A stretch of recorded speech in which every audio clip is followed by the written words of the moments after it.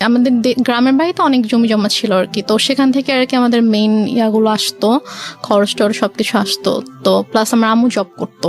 আব্বু অসুস্থ হওয়ার পর থেকেই মানে মোটামুটি বলা চলে যে আমার আম্মু একটু মানে বদলে যাওয়া শুরু করে। এটা কি বাবা অসুস্থ হয়ে যাওয়ার পরে হ্যাঁ, ফার্স্ট টাইম আপনারা নোটিস করলেন? আপনার বড় বোনের সাথে আপনার বয়সের ডিফারেন্স কত?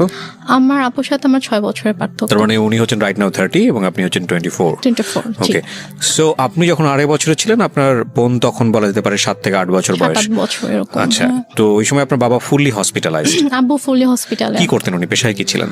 আব্বু অ্যাক্সিডেন্টের আগে ব্যাংকে জব করতেন।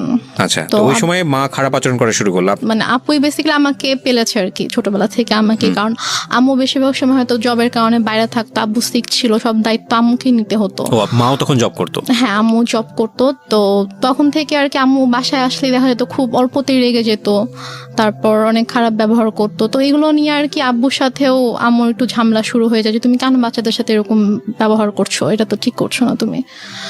তো তখন থেকে আর কি বলা যায় যে আমাদের জীবনটা বদলে যাওয়া শুরু করে। আমরা অনেক হ্যাপি একটা ফ্যামিলি ছিলাম মোটামুটি।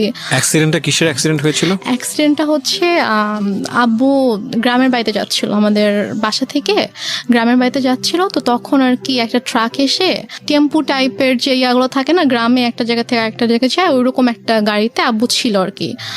একটা ট্রাক এসে উপরে উঠিয়ে দেয়। গাড়ির যে স্টিয়ারিংটা থাকে, স্টিয়ারিংটা একদম আব্বুর পেটে ঢুকে যায়।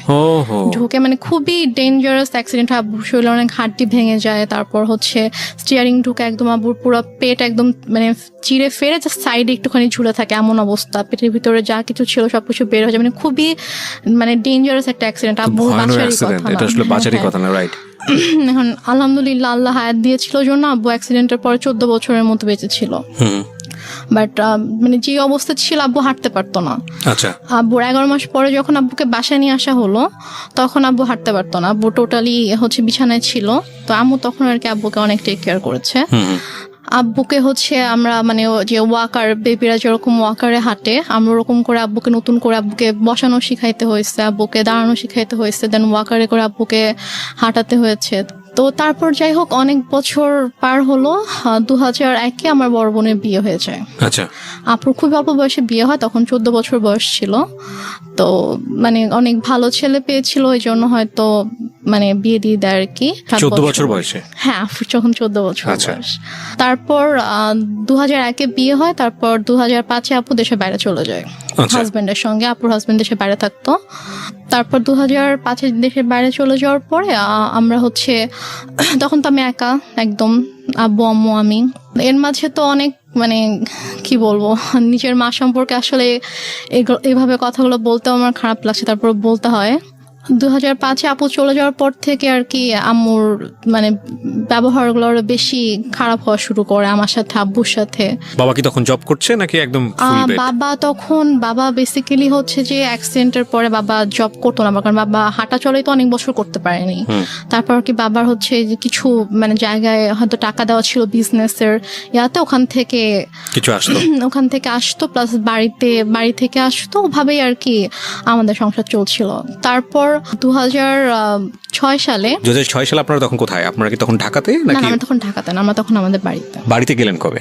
বাড়িতে গিয়েছি আমরা হচ্ছে 1 বছর একটু বেশি সময় হচ্ছে ঢাকায় ছিলাম। আচ্ছা, তারপর হচ্ছে তখন থেকে আমরা বাড়িতে মানে 96-এর কি মাসে অ্যাক্সিডেন্ট করেছিল সেটা আমার মনে নেই, বাট আমরা হচ্ছে 13-14 মাসের মতো ঢাকায় ছিলাম। তারপরে আর কি আমরা বাড়িতে চলে যাই। বাড়ি কোথায় চলে গেলেন? আমাদের বাড়ি তো সিরাজগঞ্জ চলে গেলেন। আচ্ছা, তো সিরাজগঞ্জে মানে হচ্ছে আপনার বাবার বাড়িতে চলে গেলেন? না, আমাদের বাসা, আমরা যে বাসাটা তখন আমরা ভাড়া থাকতাম ওখানে। সো 1 বছর বাবার এখানে থেকে ট্রিটমেন্ট করাতে হয়েছে বাবাকে শুধুমাত্র? তারপর আমরা সিরাজগঞ্জে চলে যাই। তো ওখানে আমাদের বাসা ছিল, ওখানে আমরা যাই, গিয়ে ওখানে থাকি আর কি। আম্মু কিছুদিন পরে হচ্ছে জয়েন করে। আম্মু আগেও জব করতো, এই সেম জবটাতে আম্মু আর কি জয়েন করে।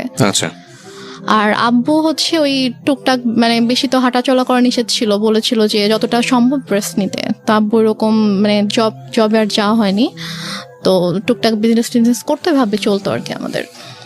তো তারপর হচ্ছে 2006 সালে একটা ঘটনা আমি দেখি আর কি, মানে আমি ঘুমাচ্ছিলাম, তো ঘুম থেকে উঠে আমি যখন আম্মুর মানে বেডরুমের দিকে যখন আমি গেলাম, তো গিয়ে আর কি আমি খুবই আপত্তিজনক একটা আমি দেখি। সো তারপর থেকে আর কি আমার আম্মুর প্রতি আপনার বাবা কোথায় তখন?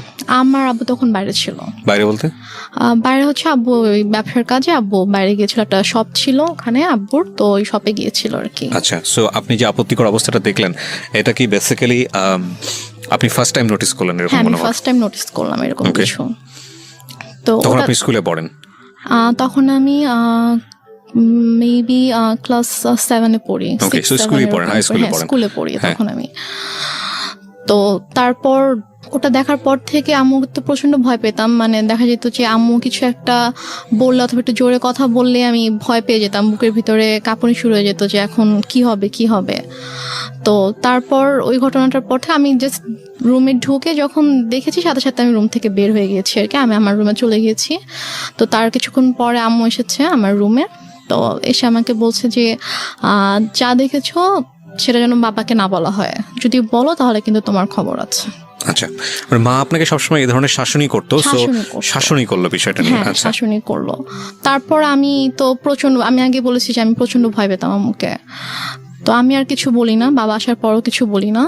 তো তারপর এভাবেই চলছিল। এরপরও আরো কয়েকবার আমি এরকম ঘটনা আমার চোখের সামনে হয়েছে, কারণ ওই দিনে আমি দেখার পর থেকে আসলে আম্মুরও একটা ভয় কেটে যায় যে হ্যাঁ আমি তো বাবাকে কিছু বলিনি, আমি কিছু বলবো না। তো আমার সামনে এরকম ঘটনা আরো অনেকবার হয়েছে, বাট আমি বাবাকে কিছু বলতে পারিনি আর কি। তো তারপরে গিয়ে আমরা 2007 সালে আমরা নিজেদের বাসা করি।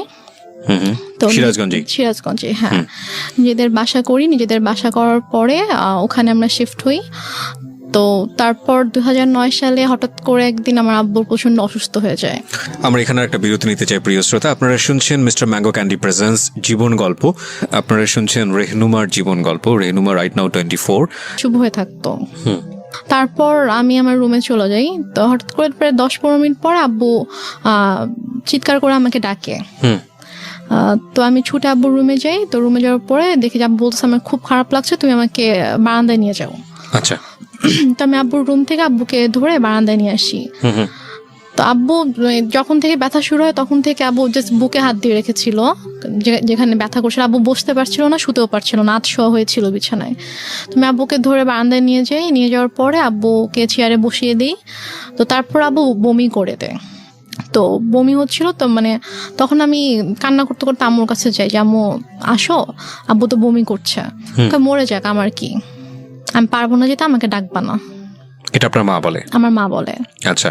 তখন আমি খুব কষ্ট পাই, কারণ মার চেয়ে আমি বাবার খুব কাছে ছিলাম, বাবাকে প্রচন্ড ভালোবাসতাম। এখানে একটা বিষয় বলি প্রিয় শ্রোতা, আমি বারবারই বলছি, আজকে যে ধরনের ডিসক্লেমার আমরা দিয়েছি সেই ডিসক্লেমারের জায়গায় আমার আরো বেশ কয়েকটা কথা বলার আছে আজকের অনুষ্ঠানে। আজকেই ওর যে গল্পটা, সেই গল্পের পুরোটা জুড়েই থাকবে ওর মাকে নিয়ে বলা অনেক কষ্টজনক অনেক কথাবার্তা। আমাদের সমাজে কিংবা আমাদের পুরো পৃথিবীতে যদি বলি, মা হচ্ছেন এমন একটি ক্যারেক্টার, মা হচ্ছেন এমন একটি স্বর্গীয় গিফট সন্তানের জন্যে, যেখানে কোনো লজিকই খাটে না। মা যা মা তাই, এখানে অন্য কোনো কিছু বলার সুযোগ নেই। সুতরাং আজকের এই পার্টিকুলার বিষয়কে কেন্দ্র করে আপনি আইদার পজিটিভ আইদার নেগেটিভ কোনো কিছুই ভাববেন না মার এই বিষয়টাকে নিয়ে। আমি বারবার আপনাদেরকে সতর্ক করছি। আপনারা বরং ভাবুন এটা, যে একটা মেয়ে পরিবারে এই ধরনের পরিবেশের মধ্যে বড় হয়ে সে আজকে কোথায় দাঁড়িয়ে আছে, কিভাবে ফাইট করছে। কারণ এই পার্টিকুলার একটা মাকে দিয়ে সমাজের অন্য সকল মাকে চিন্তা করার কোনো সুযোগ নেই। চিন্তা করতে গেলে আপনার এই গল্পটাকে ফেক মনে হবে, এক। আর 2 নম্বর সেটা হচ্ছে আপনি চিন্তা করতে গেলে ভয়ানক রকমের কষ্ট পাবেন। তবে হ্যাঁ, আমি ডেফিনেটলি শিওর যে আজকের এই গল্প শুনে অনেকেই হয়তো বা তার নিজের জীবনের গল্পটা খুঁজে পাবেন। কারণ এই ধরনের বিষয়গুলো মিডিয়াতে এত বড় হাইলাইট করা, এত বড় স্পেস দিয়ে মানুষকে সচেতন করা, মানুষকে ইন্সপায়ার করা, এটা আসলে রেডিওতেই ফার্স্ট হয়েছে। সো সেই জায়গা থেকে আমাদের জন্য এটা অনেক বড় একটা চ্যালেঞ্জ। আমি বারবার ইন্টারাপ্ট করছি আপনাদেরকে এই একটা জিনিস বোঝানোর জন্যে, গল্পের ক্যারেক্টারের কোনো পার্টিকুলার বিষয় যেটা আপনার মধ্যে নেগেটিভ কনসিকুয়েন্স তৈরি করে ওটাকে ফোকাস না করে বরং এই মেয়েটার স্ট্রাগলটাকে ফোকাস করবেন প্লিজ। ওকে, হ্যাঁ। তারপর আমি মাকে ডাকতে চাইনি। তো তারপর আব্বু পরপর 3বার বমি করেছে। তো বমি করার পরে তারপর আব্বুকে নিয়ে আবার রুমে নিয়ে গিয়ে বিছানায় শুয়ে দিলাম। তারপর আব্বু আমাকে মানে হাত জোর করে মানে আমাকে বলছে যে আমাকে মাফ করে দিও। আমি বলছি তুমি এভাবে কেন কথা বলছো? বলছে যে আমি তোমার জন্য কিছুই করতে পারলাম না। মানে আমি তখন এতটাই মানে আমি তো কিছু বুঝতাম না তখন। আমি যদি এখন যদি থাকতাম ওই সিচুয়েশনে, আমি হয়তো বুঝতে পারতাম যে আবু হয়তো আর বেশিক্ষণ থাকবে না, এই জন্য ওইভাবে বলছে। বাট তখন আমি বুঝিনি আসলে। তারপর যে এভাবে কথা বলো না বাবা, তুমি ঠিক হয়ে যাবা, ভাই আসবে একটু পরে, তোমাকে হসপিটালে নিয়ে যাবো, তুমি ঠিক হয়ে যাবা, কিছু হবে না। তো তারপর ভাইয়া 5টার দিকে, ভাইয়া মেবি 4টার দিকে বাসা থেকে বের হয়। ওর বাসা থেকে তখন ঝড় বৃষ্টি থেমে গেছে, বাট স্টিল কোথাও অ্যাম্বুলেন্স নেই। তো ভাইয়া হেঁটে হেঁটে রাত 4টায় স্বাভাবিকভাবে একটা ছোট শহরে। কোন ভাইয়া ছিল? ভাইয়া ওই যে আমি বললাম যে একটা কাজিনকে ফোন করছিলাম সে রাত থেকে। 4টা মানে কি ভোর 4টা? ভোর 4টা, হ্যাঁ। তো ভোর 4টায় ভাইয়া বাসা থেকে বের হয়ে যায়, হচ্ছে হসপিটালে যায়, সে কোনোভাবে কোনো অ্যাম্বুলেন্স ম্যানেজ হয় কিনা। এই সময়ের মধ্যে মা আসেনি রুমে? মা একবারও আসেনি। আচ্ছা। পরে একটা রিক্সায় আমি উঠি, আর একটা রিক্সায় বাবাকে নিয়ে ভাইয়া উঠে আব্বুকে হসপিটালে নিয়ে যাই। তো নিয়ে যাওয়ার পরে ওখানকার ডক্টররা চেক করার পরে বলছে যে একটা মাইনর স্ট্রোক হয়েছে। আচ্ছা। বাট যদি সময় মতো আনতে পারতাম হয়তো অবস্থা এখন খুবই মানে একটু ক্রিটিক্যাল হয়ে গেছে। হ্যাঁ আমরা দেখছি, বাট যদি রাতে আনতে পারতেন। জিজ্ঞেস করেছে যে কখন থেকে এরকম হচ্ছে, তো যখন আমি ডিটেল বললাম ডক্টরকে তখন বলছে যে রাতে আনা উচিত ছিল। তো বললাম আসলে রাতে এরকম সিচুয়েশন ছিল না যে আমি হসপিটালে নিয়ে আসবো আব্বুকে। তো তারপর ইসিজি করা হলো, সব চেক আপ করা হলো আব্বুকে। আব্বু সারা রাত তো ঘুমায়নি, তো আব্বুকে ঘুমের ইঞ্জেকশন দেওয়া হলো ঘুমানোর জন্য। তো 6:30টার দিকে আমি আম্মুকে ফোন করলাম, আব্বুর ফোনটা আমার কাছে ছিল। তো আমি আম্মুকে ফোন করলাম যে আম্মু এই ঘটনা, আব্বুর তো স্ট্রোক হয়েছে, তো ডক্টর এটা বলেছে। তো বলতেছে যে তুমি আমাকে কেন ফোন দিয়েছো, তোমার বাবা তুমি দেখো, আমাকে কেন বারবার ফোন দিয়ে বলতেছো। বলছে যে আম্মু আমি একা একা এখানে কি করব, তুমি আসবা না? বলতেছে যে না আমি আসতে পারবো না। এখন টাকা পয়সার একটা ব্যাপার ছিল, কারণ আমি আসার সময় তো আমি কোনো টাকা পয়সা নিয়ে আসিনি। ভাইয়া আর কি হসপিটাল মেডিসিন যা কিছু লেগেছে ভাইয়া এনেছে। তো তারপর আমি আম্মুকে বললাম যে আমার তো টাকা লাগবে, হসপিটালে তো টাকা লাগবে, তো টাকা লাগবে, তুমি তোর বাবাকে বলো কোথায় টাকা রেখেছে এসে নিয়ে যাও, আমি কিছু জানি না, আমাকে আর ফোন দিবা, আমাকে বিরক্ত করবা না। তো তারপর আমি আর মাকে ফোন দিই না, আমি আমার চাচুকে ফোন দিই। আমার ছোট চাচু আমাদের বাসা থেকে 15 মিনিটের দূরত্বে থাকতো। তো চাচুকে ফোন দিয়ে বলি যে চাচু আব্বু তো এরকম হসপিটালে, তো আপনি আসেন। সে বলে যে আমি মাত্র ঘুম থেকে উঠেছি, আমার অফিস আছে, আমি এখন আসতে পারবো। তো তারপরে আর কি ডক্টররা হচ্ছে আব্বুকে কেবিনে শিফট করলো। ফার্স্টে ইমার্জেন্সিতে ছিল, তারপর কেবিনে শিফট করার পরে আমি আবার প্রায় মনে হয় 8টার দিকে আম্মুকে ফোন করি, তুমি কি একটু স্যুপ অথবা রুটি সবজি একটু বানাতে পারবা আব্বুর জন্য? বলে কেন, আমি কেন বানাবো, তোমার দরকার থাকলে তুমি সে পানি নিয়ে যাও। কোন ক্লাসে পড়েন তখন আপনি? আমি তখন ক্লাস 9-এ পড়ি। ক্লাস 9-এ, ওকে। তো কি মনে করে আম্মু আবার প্রায় আধা ঘন্টা পরে ফোন দিয়েছে, ফোন দিয়ে বলছে যে একটু পরে তো বুয়া আসবে, তো বুয়া আসলে আমি বুয়াকে দিয়ে নাস্তা বানিয়ে পাঠিয়ে দিব। তো বললাম আচ্ছা ঠিক আছে। বুয়া আসছে পরে, হয়তো বুয়াকে দিয়ে নাস্তা বানিয়ে আম্মু নিজে এসেছে 9:30টার দিকে। এসে বলতেছে যে এই যে নাস্তা দিলাম, এখন আমি যাচ্ছি, আমাকে আর বিরক্ত করবা না, আমাকে আর ফোন দিবা না, কি করার তুমি করো, তোমার বাবার ড্রয়ারে টাকা আছে ওখান থেকে নিয়ে তুমি খরচ করো, আমাকে বিরক্ত করো না তুমি।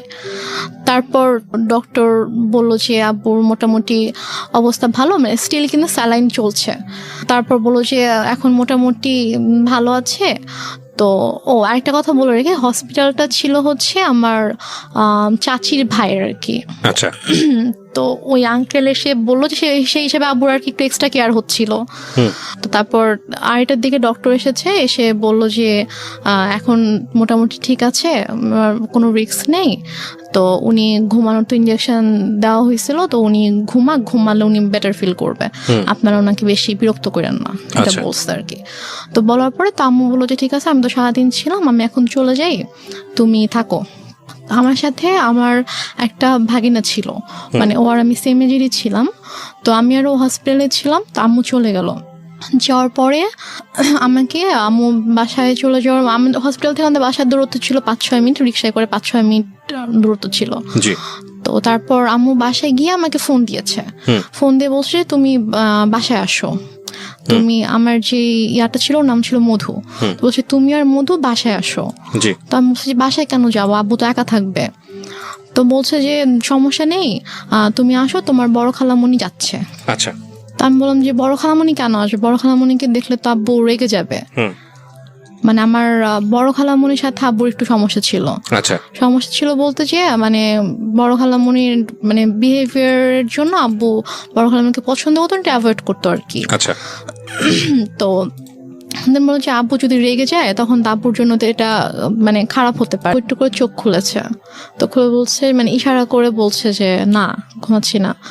আম্মু তো আমাকে বাসায় ডেকেছে, আমি বাসায় যাচ্ছি, আমি গিয়ে চলে আসবো, বেশিক্ষণ থাকবো না, মা চলে আসবে, তুমি থাকো, আমি আসছি। তো আব্বু জাস্ট চোখ দিয়ে ইশারা করলো যে ওকে।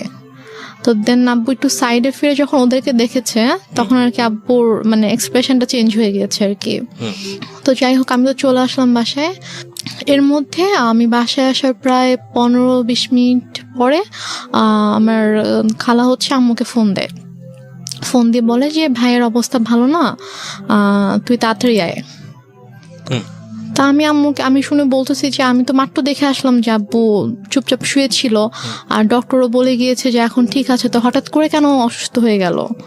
বলছে তো আমি জানি না, ঠিক আছে আমি গিয়ে দেখছি। তা আমি বললাম যে আমিও যাব, তোকে যেতে হবে না, তুই ফ্রেশ হয়ে খেয়ে দে তারপর আয়। ওকে। তো আমি অনেকবার রিকোয়েস্ট করলাম আম্মুকে যে আম্মু প্লিজ আমি যাই, আমি তোমার সঙ্গে যাই। বলছে না তুই যাবি না, তুই থাক, আমি যাচ্ছি। তো আম্মু চট করে রেডি হয়ে আম্মু গেল। তো আম্মু মেবি 3:30টার দিকে হসপিটালে গিয়েছে। তো যাওয়ার পরে আমি ফোন দিচ্ছি, ফোন ধরছে না। আমি ফোন দিচ্ছিলাম যে কি হয়েছে, এখন কি অবস্থা, আব্বু ঠিক আছে কিনা। তো যাই হোক আমি মাত্র খেতে বসেছিলাম আর কি। তো খেতে বসার সাথে সাথে আম্মু আমাকে ফোন দিয়েছে, ফোন দিয়ে বলছে যে ড্রয়ারে টাকা আছে, সবগুলো টাকা নিয়েই হসপিটালে আয়। আমি বলছি কেন, আব্বুর কি অবস্থা এখন? বলছে হ্যাঁ তোর আব্বুকে ঢাকা নিতে হবে, অবস্থা ভালো না, অক্সিজেন দিয়ে রাখছে, তোর আব্বুকে ঢাকা নিতে হবে, তুই টাকাগুলো নিয়ে আয়, এখানকার তো বিল পে করতে হবে, ঢাকা গেলে টাকা লাগবে, তো তুই টাকাগুলো নিয়ে আয়। আমি আর খেতে পারলাম না। আমার এর মধ্যে আমার ভিতরে এত অস্থিরতা শুরু হয়েছে যে আমি কান্না শুরু করে দিয়েছি, যে আমার কেমন ওখানে প্রচণ্ড খারাপ লাগছিল। তো তারপর আমি টাকা নিয়ে চট করে বের হলাম। তারপর আমি হসপিটালে আসার পর দেখি যে আমার একজন চাচু বাসার হসপিটালের নিচে দাঁড়িয়ে আছে। আমি রিক্সা থেকে নামার সাথে সাথে চাচু আমার হাত ধরেছে, তো ধরে বলতেছে যে চল উপরে চল। আমি বললাম যে আব্বুর কি হয়েছে? তখন আমার খুব খারাপ লাগছিল, যে আমার মানে মনে হচ্ছিল যে মেবি আব্বু নেই। তাই আমি বলছি সত্যি করে বল আব্বুর কি হয়েছে। তো আব্বুর কেবিন ছিল হচ্ছে 3 তলায়। তো দেন আমি গেলাম, তো চাচু পুরোটা সময় আমার হাত ধরে আছে। 3 তলাতে যাওয়ার পরে দেখেছি আব্বুর মানে কেবিনের দরজাটা খোলা, দরজার সামনে অনেক মানুষ।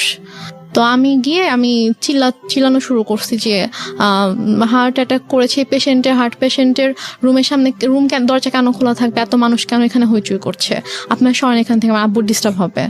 আমি এটা বলতে বলতে রুমে ঢুকে দেখি যে আমার মা খালা একটা বেডে বসে আছে, আর আমি দেখেছি আব্বু শুয়ে আছে। মানে আমি তখনও খেয়াল করিনি যে আব্বুর মাথার নিচে যে বালিশ নেই, অথবা আমি স্যালাইন মানে আমি কিছুই খেয়াল করিনি আর কি। আমার জাস্ট মনে হচ্ছে আব্বু নর্মালি শুয়ে আছে, কারণ ওইভাবে শোয়াই আমি দেখে গেছি আব্বুকে। তো আব্বুর মাথার কাছে হচ্ছে আমার চাচু বসে আছে, যে চাচুকে আমি সকালে ফোন দিয়েছিলাম, যিনি বলেছে অফিস আছে আমি আসতে পারবো না, উনি বসে আছে। চাচি এসেছে, উনি দাঁড়িয়ে আছে। তো আমি আব্বুকে দেখো তখনও কিন্তু বুঝতে পারিনি যে আব্বু নেই। আমার বড় খালামণি হঠাৎ করে এসে আমাকে জড়িয়ে ধরে, তো জড়িয়ে ধরে আমাকে বলে যে কি একটা সর্বনাশ হয়ে গেল, তোরা তো এতিম হয়ে গেলি। মানে উনি খুব জোরে চিৎকার করে করে কান্না করছে, আর উনি এভাবে বিলাপ করে করে বলছে কি সর্বনাশ হয়ে গেল, তোরা এতিম হয়ে গেলে এখন তোদের কি হবে। এটা যখন বলেছে তখন জাস্ট আমি আব্বুর দিকে তাকিয়ে তখন আমি খেয়াল করেছি যে আব্বুর মাথার নিচে বালিশ নেই। তো আমি নর্মালি আমি আর আমার আব্বু মানে মৃত মানুষকে ভয় পেতাম আর কি। মানে লাইক আমাদের বাসার আশেপাশে বাসায় যদি কেউ মারা যেত, আমের আব্বু ওই বাসার সামনে দিয়ে 40 দিন যেতাম না। মানে আমাদের একটা ধারণা ছিল যে মানুষ মরে গেলে ভূত হয়ে যায়, তারা এসে ভয় দেখাবে। মানে আব্বুর ওই ভীতিটা ছিল, আমারও ওই ভীতিটা ছিল। আমরা ওই দিক দিয়ে না গিয়ে অনেকখানি ঘুরে যেতাম। তো বাট তখন আমার কোনো মানে আমার মধ্যে কোনো ওই ভয়টা অথবা ওরকম কিছুই নেই। আমি আব্বুর কাছে গিয়ে আমি আব্বুকে এভাবে ধাক্কা দিচ্ছিলাম যে আব্বু কি হয়েছে তোমার, তুমি ওঠো তুমি। তো আমার অনেকে এসেছিল তখন, আমার চাচি গিয়ে আমাকে ধরলো, আমার আরেকটা ভাই এসে আমাকে ধরলো, তো আমি ভাইয়াকে ধরে চিৎকার করে করে কান্না করছিলাম। বাট আমার আম্মুর একটু কান্না করেনি, আমার আম্মু চুপ হয়ে বসে আমাকে বলতেছে যে এভাবে কান্না করার কি আছে। Are you sure? আমাকে বলতেছে, আমি যখন আমাকে বসাই দিছে আম্মুর পাশে, আমাকে বসাই দিছে আমার ভাইয়া, তো বলতেছে যে এভাবে কান্না করতেছো কেন, এভাবে কান্না করার কি আছে, টাকা আনছো টাকা দাও। আমি জাস্ট অবাক হয়ে তাকিয়েছিলাম যে মানে সামনের বেডে আব্বু এভাবে পড়ে আছে আর সে আমার সাথে এভাবে কথা বলছে। তারপর আমি অনেকক্ষণ চুপ করে বসেছিলাম। তারপর আমার সাথে ব্যাগ ছিল, নিজেই আম্মু ব্যাগটা নিল, নিয়ে যে ভাইয়াটা সকালে আব্বুকে হসপিটালে নিয়ে আসছে ওকে বললো যে যা গিয়ে বিল পে করে হসপিটালে ঝামেলা শেষ করে একটা অ্যাম্বুলেন্স ঠিক কর, নিয়ে যেতে হবে। তো এর মাঝে আমার আপু ফোন করছে, আপু ঘুমায় ছিল, তো ঘুম থেকে উঠতে পরে ভাইয়া যখন বলছে যে আব্বু অসুস্থ হসপিটালে, তুমি আমাকে ফোন করো। আমার পাশে বসে ফোন ধরে বলতেছে যে তোমার আব্বুকে ঢাকায় নিয়ে যাচ্ছি আমরা। না, সেটা হয়তো আপনি ইজিলি ব্যাক করতে পারেন, সেই জন্যই সে বলেছে, পরে হয়তো সময় নিয়ে বলবে। আমি বলি এটা কেন বলেছে, আমি শুনলেই বুঝতে পারবেন। তো তারপর হসপিটালে আমিও গেলাম ভাইয়ার সাথে ফর্মালিটিস করতে। তো ও টাকা পে করার পরে তো ওদের আব্বুর যেটা ফাইল ছিল, লাইক হচ্ছে সকাল থেকে হচ্ছে যে টেস্টগুলো হয়েছে, প্রেসক্রিপশন, এগুলোর একটা ফাইল থাকে। তো প্লাস হচ্ছে দুপুরে হচ্ছে ডক্টর রেফার করে দিয়েছিল ঢাকায় যে হসপিটাল ডক্টরের কাছে, মানে সব পেপারসের যে একটা ফাইল ছিল। তো হসপিটাল থেকে নর্মালি বিল পে করার পর ওই ফাইলটা তো দিবে। তো ভাইয়া যখন জিজ্ঞেস করেছে যে ফাইল কোথায়, তখন বলছে যে ফাইল তো এসে নিয়ে গিয়েছে। তো বলছে যে ফাইল কে নিয়ে গিয়েছে, আমরা তো কেউ ফাইল নিইনি। তো বলেছে যে ডক্টর যখন রুমে গিয়েছে, অক্সিজেন যখন দেওয়া হয়েছে পেশেন্টকে, তখন আপনাদের একজন রিলেটিভ এসেছিল, এসে বলেছে যে অমুক কেবিনের অমুকের ফাইলটা ডক্টর চেয়েছে, আমরা তো দিয়ে দিয়েছি। তো উপরে গিয়ে ভাইয়া সবাইকে জিজ্ঞেস করলো ওখানে যারা যারা ছিল, তো কি সবাই বলতেছে যে না আমি তো নিইনি। তো ফাইলটা যাই হোক পাওয়া গেল না। তারপর অ্যাম্বুলেন্সে করে আব্বুকে আমাদের বাসায় নিয়ে আসা হলো। তো বাসায় নিয়ে আসার সাথে সাথে দেখি যে আম্মু ওদিকে ফোন টোন দিয়ে সব অ্যারেঞ্জমেন্ট করে ফেলেছে যে মানে যত তাড়াতাড়ি পসিবল মাটি দিতে হবে। বাট আপু যখন দেশের বাইরে চলে যায়, তখন আপু এভাবে বলে যায় যে মানে যদি কখনো মানে আব্বু হোক আম্মু হোক কেউ যদি মারা যায়, তাকে রেখে দিবা আমি না আসা পর্যন্ত, আমি আসবো দেখবো তারপর মাটি হবে। আপু এটা বলে গিয়েছিল। তো আপুর শ্বশুর বাড়িতে যখন জানানো হয় যে আব্বু মারা গেছে, তখন বলে যে ঠিক আছে আমরা আসছি, আপনারা ওখানে সবকিছু ঠিকঠাক করেন, ওনাকে গোসল করেন, তারপর আমরা ঢাকায় নিয়ে এসে ওনাকে মানে আপু শ্বশুর বাড়িতেও এটা জানতো, কারণ আপু শ্বশুর বাড়িতেও সেম কথাটাই বলেছে যে শ্বশুর শাশুড়ি ছিল, তো ওদের বলেছে যে মানে যারই কিছু হোক না কেন আমাদেরকে ছাড়া কিন্তু আপনারা মাটি দিবেন না, আমরা দেখবো। তো ওইভাবে আপুর শ্বশুরও ফোন দিয়ে বলে যে ঠিক আছে ভাইজানকে নিয়ে আসতে হবে ঢাকায়, নিয়ে এসে আমি ব্যবস্থা করছি। এখানে বারডেমে সম্ভবত ছিল, হিমাগার আছে, তো ওখানে বলো যে ওখানে রাখবো, আমি সব ব্যবস্থা করে আমি আসছি। বলছে না আপনাদের আসতে হবে না, যত তাড়াতাড়ি পসিবল মাটি দিয়ে দিব, মিন্টু বৃষ্টি আত্মা হচ্ছে কষ্ট পাবে, বেশিক্ষণ রাখা যাবে না। তো বলতেছে যে না, মানে আপুর কথা বলছে যে বৌমা তো বলে গেছে, তা আমাকেও বলে গেছে, তো আমি তো এটা পারবো না, আমি বৌমাকে কি জবাব দিব আপনি যদি মাটি দিয়ে দেন। সে বলতেছে না আপনাদেরও কষ্ট করে, এখন সন্ধ্যা হয়ে গেছে, আপনাদেরও এখন কষ্ট করে আসতে হবে না, আর আপনারা আসলে আসেন, বাট আপনারা আসার আগে আগে মাটি দিয়ে দিব। মানে আম্মু পুরো ক্রেজি হয়ে গিয়েছে মাটি দেওয়ার জন্য।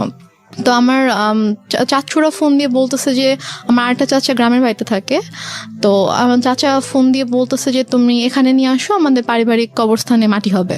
সে বলতেছে না আমি ওখানে নিব না, ওর এখানেই মাটি হবে। তো এগুলো নিয়ে আম্মু খুবই মানে রীতিমতো ঝগড়া করতেছে অনেক। আম্মু কিন্তু স্টিল মানে এক ফোঁটাও কান্না করেনি, একটুও কান্না করেনি। তো সে আমার চাচার সাথে ফোনে ঝগড়া করতেছে যে না আমি এখানে মাটি দিব, আপনাদের যদি দেখতে ইচ্ছা করে আপনারা এখানে আসেন, এসে দেখে যান। কোনোভাবে রাজি করাতে পারতেছে না যে না পারিবারিক কবরস্থানে তার মাটিটা হবে। ওইদিকে আপু বারবার ফোন করে বলতেছে যে তুমি একটু আব্বুর সাথে কথা বলায় দাও। তো বলছে এখন তো কথা বলতে পারবে না, এখন তো হচ্ছে যে কি অক্সিজেন দিয়ে রাখছে এটা সেটা এগুলো বলতেছে। তো বলছে যে ও আপুকে বলছে যে আমি এখন অ্যাম্বুলেন্সে। তো বলছে ঠিক আছে, আব্বু কথা বলতে না পারলেও সমস্যা নেই, তুমি আব্বুর কানের কাছে ফোনটা নাও, আমি আব্বুর সাথে কথা বললে আব্বু বেটার ফিল করবে, আব্বুর ভালো লাগবে আমার ভয়েস শুনলে। সে বলতেছে না এখন না, আমি হসপিটালে যাই, তোমার সাথে কথা বলে দিব। তো এভাবে ওদিকে আপুকে এভাবে হ্যান্ডেল করতেছে, তারপর হচ্ছে আমার চাচার সাথে ঝগড়া করতেছে এবং মাটি দেওয়ার জন্য খুবই পাগল হয়ে গেছে। মানে আপনার কথা অনুযায়ী যদি আপনি সবকিছু মেনে নেই তাহলে বলতে হবে যে সে এককভাবে সিদ্ধান্ত নিচ্ছে, একটা স্বেচ্ছাচারী আচরণ যেটাকে বলে। সে কারো কথাই শুনছে না। লাইক একজন মহিলার যে হাজবেন্ড মারা গেলে তার যেরকম বিহেভিয়ার থাকা উচিত ওরকম কিছু ছিল না আমার মাঝে। অনেক বেশি ডেসপারেট ছিল to establish her decision. Yeah exactly. Okay. তো তারপর সবাই বুঝায় যে এরকম করার কিছু নেই, আপনি একটু শান্ত হন, যেহেতু তার বাবা মা ভাই সবার কবর ওখানে, সো ওনার ভাইরাও চাচ্ছে, ওনাদের কথাটা আপনাকে মানতে হবে। তো সবাই বোঝানোর পরে গিয়ে উনি আর কি বলে আচ্ছা ঠিক আছে। দেন আব্বুকে গোসল করানো হয়, করানোর পরে রাত 8টার দিকে সম্ভবত অথবা 8টার পরে আব্বুকে একটা ট্রাক নিয়ে আসা হয়। মানে আমাদের বাসা থেকে আমার দাদুর যে গ্রাম ওটা 1 ঘন্টার দূরত্ব ছিল আর কি। জি। তো ওখানে তারপর আমরা যাওয়ার জন্য মাইক্রো ট্রাক সবকিছু অ্যারেঞ্জ করা হয়। তো আমি বলি যে আমি যাবো, বলেন তোমাকে যেতে হবে না, আমাকে বাসায় রাখে। আর বাসায় আমার ছোট খালামুনি ছিল, আরো কে ছিল, তো ওদের কাছে আমাকে রেখে যায়। রেখে আম্মু চলে যায় ওদের সাথে গ্রামের বাড়িতে মাটি দেওয়ার জন্য। আচ্ছা। মাটি দিয়ে রাতের 12:30 পৌনে 1টার দিকে চলে আসে, সবাই আবার ব্যাক করে আর কি। স্টিল আপুর সাথে সে কথা বলতেছে যে বাবা বেঁচে আছে, বাবা হসপিটালে। আপু বারবার ফোন দিয়ে বলছে যে কথা বলায় দাও। সে মানে বলাচ্ছেন আর কি। তো দেন মেবি 12:30 পৌনে 1টার দিকে আসলো বাসায়। তো আসার পরে তখন গিয়ে আপু শাশুড়িকে বলেছে যে আপনাদের আসতে হবে না, আমি যেহেতু মাটি দিয়ে দিয়েছি তাড়াতাড়ি, তো আপনারা সকালে আসেন, রিল্যাক্সে সকালে আসেন, এখন আসতে হবে না। তো তারপর ওরাও আসলো না। তো তারপর আপুকে আমাদের সময় সকাল 5:30টার দিকে আপুকে ফোন দিয়েছে, ভাইয়াকে ফোন দিয়ে তো আপু কলেজে ছিল, ভাইয়াকেও কিন্তু জানায়নি। তো 5:30টার দিকে ভাইয়াকে ফোন দিয়ে বলছে যে তোমার আব্বা তো মারা গেছে। তো বলছে যে মানে কি, আপনি তো একটু আগেও বলছেন, মানে রাতের বেলাও যখন কথা হয়েছে তখনও তো আপনি বলছেন যে আব্বা ঢাকায় হসপিটালে, এখন মারা গেছে, মানে আপনি কি বলতেছেন এগুলা? ভাইয়া বিশ্বাস করতে পারতেছে না। তো বলতেছে যে হ্যাঁ এরকম মারা গেছে, মাটি দিয়ে আসছি, ডিটেল বললো আর কি। তো তাহলে আপনি কেন বিকেল থেকে বলছেন যে আপনি আব্বুকে ঢাকায় নিয়ে আসতেছেন, এগুলো কেন বলছেন, মিথ্যা কথা কেন বলছেন? পরে বলে যে তারপর বলছে যে আপনাদেরকে তো বলা হয়েছে যে কেউ মারা গেলে রাখতে, আমরা দেখবো তারপর মাটি হবে, তো আপনি কেন মাটি দিয়ে দিলেন? ভাই আম্মুর সাথে এভাবে কথা বলতেছিল। তো বলতেছে যে আমার ইচ্ছা হয়েছে আমি দিচ্ছি। এটা আপনার মা বলছে? আমার মা বলছে যে আমার ইচ্ছা হয়েছে আমি দিছি, এখন তো কিছু করার নাই। আপুর কথা বলছে যে ওকে জানাও, ও কোথায়? তো বলছে ঠিক আছে, ওকে আপনার জানাইতে হবে না, আমি ওকে জানাচ্ছি, আমি আমার ওয়েতে ওকে জানাবো। তো তারপর আপু কলেজে ছিল। তো আপু কলেজ থেকে আসার পর এর মধ্যে বাসায় হচ্ছে আপুর কিছু ফ্রেন্ডকে ভাইয়া ডাকে, ওরা সবাই আসে। তো আপু বাসায় এসে দেখে আপুর ফ্রেন্ডরা বাসায়, ভাইয়া বাসায়। তো আপু বলে যে কি হয়েছে তোমরা হঠাৎ করে বাসায় না জানিয়ে? তো বলে আসলাম আর কি। তো ওরা অনেক খাবার টাবার রান্না করে আনছে, তো আনার পর আপুকে খাওয়ানো দাওয়ানোর পরে তারপর আপুকে বলছে যে এরকম আব্বু তো মারা গেছে। তখন আপু খুব শকড, সে মানে কি, আমাকে তো বলা হয়েছে যে আব্বু হসপিটাল, আব্বু ঢাকায়, তাহলে আম্মু কেন মিথ্যা কথা বলছে? দেন আপু আম্মুকে ফোন করে বলে যে তুমি কেন মিথ্যা বললা, যাই হোক অনেক কথা। তো আম্মু বলে যে এরকম মৃত মানুষকে রাখতে হয় না, কষ্ট পায়, এগুলো নিয়ে আর কি অনেক ইয়ে হয়। বাট তখনও আমি বুঝতে পারিনি যে আসলে ব্যাপারটা কি হয়েছে। তো এর মাঝে কথা ওঠে আব্বুর এই ফাইলটা নিয়ে। এটা নিয়ে যখন কথা ওঠে যে ওই ফাইলটা কোথায়, আমার বড় খালার ছেলে হচ্ছে ডাক্তার। তো ভাইয়া এসে বলে যে আমি রিপোর্টসগুলো দেখবো, আমার কাছে মনে হচ্ছে যে ডাক্তারদের কোনো একটা অবহেলার কারণে, তো ভুল কোনো কিছুর কারণে এরকম ভাবে খালু মারা গেছে, কিন্তু ফাইলটা মিসিং। হ্যাঁ, তো এই জন্য ওরা হসপিটাল থেকে ফাইলটা মানে মিসিং করে দিয়েছে। আমরা একটা বিষয় একটু বলি প্রিয় শ্রোতা, আজকের এই গল্পটা একটু যে জায়গাটা এখন দাঁড়িয়ে আছে সেটা সামনের দিকে গিয়ে পুরোপুরি অন্যদিকে মন নেবে, because I know the story.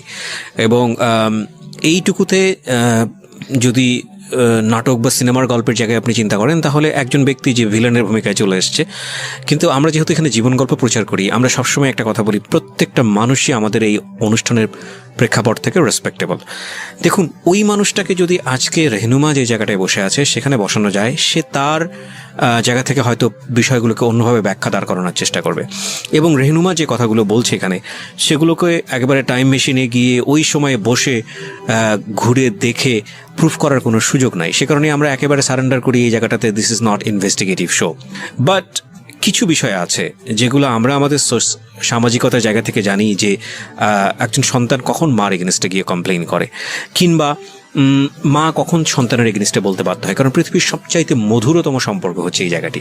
সুতরাং ওই জায়গাটির প্রতি আজকের এই অনুষ্ঠান শুনে রেসপেক্ট কমুক, এটা আমাদের উদ্দেশ্য নয়। আমরা বরং রেহনুমার মাকে সম্মান জানাই। আমাদের মার জায়গাটি থেকে যে ধরনের রেসপেক্ট আছে প্রত্যেকটা মায়ের প্রতি, রেহনুমার মায়ের প্রতিও আমাদের ঠিক সেই রেসপেক্টটাই থাকছে।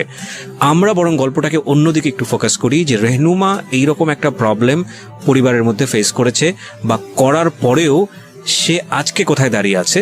এবং এই গল্পটা এই কারণেই প্রচার করতে চাই, সবাইকে যদি মানে আমাদের সামনে আনতে পারেন, রিসিপশনের জিনিস ছিল, উনি বলেছে যে তাহলে আমি চিনে ফেলবো। আচ্ছা, কে ছিল উনি বলেছে যে, আমি জিজ্ঞেস করছিলাম যে মানে কে ছিল, ছেলে ছিল নাকি মেয়ে ছিল, তো উনি বলছে একজন মহিলা ছিল। আচ্ছা, তো উনি এসে বললো যে অমুক কেবিনের অমুক পেশেন্টের হচ্ছে আমি রিলেটিভ, তো ডক্টর ফাইলটা চেয়েছে, ফাইলটা দেন তাড়াতাড়ি। তো ফাইলটা পরে নিয়ে গিয়েছে। তো যাই হোক, তো তারপর এটা নিয়ে আর কোনো ইয়া হয়নি। আম্মুকে যখন বললাম যে চলো তাহলে আমরা সবাইকে নিয়ে যাই ওখানে যেদিন ছিল, বলছে যে না, আমরাই তো ছিলাম, আমরা তো কেউ যাই নাই। তার মধ্যে যেতে সমস্যা কোথায়, চলো। আম্মু বলছেন আমি যাবো না। তো এটা নিয়ে এক পর্যায়ে আমার সাথে অনেক বড়ই সিন ক্রিয়েট হয়েছে, অনেক কথা কাটাকাটি হয়েছে। ভাইয়াও বলেছে যে খালা চলো, কি সমস্যা, তো সে বলছেন আমি যাব না। তো ওই হসপিটাল মূলত ছিল যে আমাদের ফ্যামিলি ডক্টর যেটা থাকে, তো ডক্টর এখানকার ছিল, আমাদের কিছু হইলে আমরা ওই হসপিটালতে যেতাম আর কি। তো তারপর থেকে আমার ওই হসপিটালে যায় না। আচ্ছা, মানে কোনো প্রবলেম হলে আর ওই হসপিটালে যায় না, সে ডক্টর চেঞ্জ করে ফেলছে, হসপিটাল চেঞ্জ করে ফেলছে। তো তারপর যাই হোক, এটা নিয়ে আর কোনো কথা কাটাকাটি হয়নি, কিছু হয়নি, শেষ হয়ে গেল ব্যাপারটা। তো তারপর থেকে আব্বু মারা গেল হচ্ছে মে মাসে। সেপ্টেম্বর মাস থেকে হঠাৎ করে আম্মুর কি হলো, সে আমাকে বলছে যে তোমাকে বিয়ে দিয়ে দিব। যে আমি তো বিয়ে করব না, আমি তো অনেক ছোট আছে, আমি তখন 9-এ পড়ি। তো আমি বলেছি আমি তো বিয়ে করব না। তো বলেছে যে না, তোমাকে বিয়ে করতে হবে। আমি বলেছি যে কেন, তোমার দায়িত্ব আমি নিতে পারতেছি না। একটু একটা মিনিট, মানে টু বি অনেস্ট, যে জিনিসটা আমার জানার আছে সেটা হচ্ছে যে আপনি তো মোটামুটি গল্পের যে গ্রাফটা মেনটেন করছেন তাতে বোঝাই যাচ্ছে যে আপনার সঙ্গে আপনার মায়ের একটা সম্পর্ক, এই সম্পর্কটা স্বাভাবিক সম্পর্ক ছিল না, এটা একটা বৈরী সম্পর্ক। এবং আপনার বোন চলে গেল কানাডাতে, আপনারা দুই বোন, বাবা তো মারাই গেল, এবং ইন দ্য মিন টাইম আপনারা সিরাজগঞ্জে বাড়ি করেছেন। তার মানে ওই বাড়ি বলতে আপনারা কয়টা, আপনার পুরো একটা ফ্ল্যাটে আপনি এবং আপনার মা, এবং আপনি তখন ক্লাস 9-এ পড়ছেন। 2-3টা বিষয় এখানে নোট করার মতো প্রিয় শ্রোতা। একটা হচ্ছে যে ওর মার বয়সও কিন্তু তখন অনেক অল্প বয়স, 1।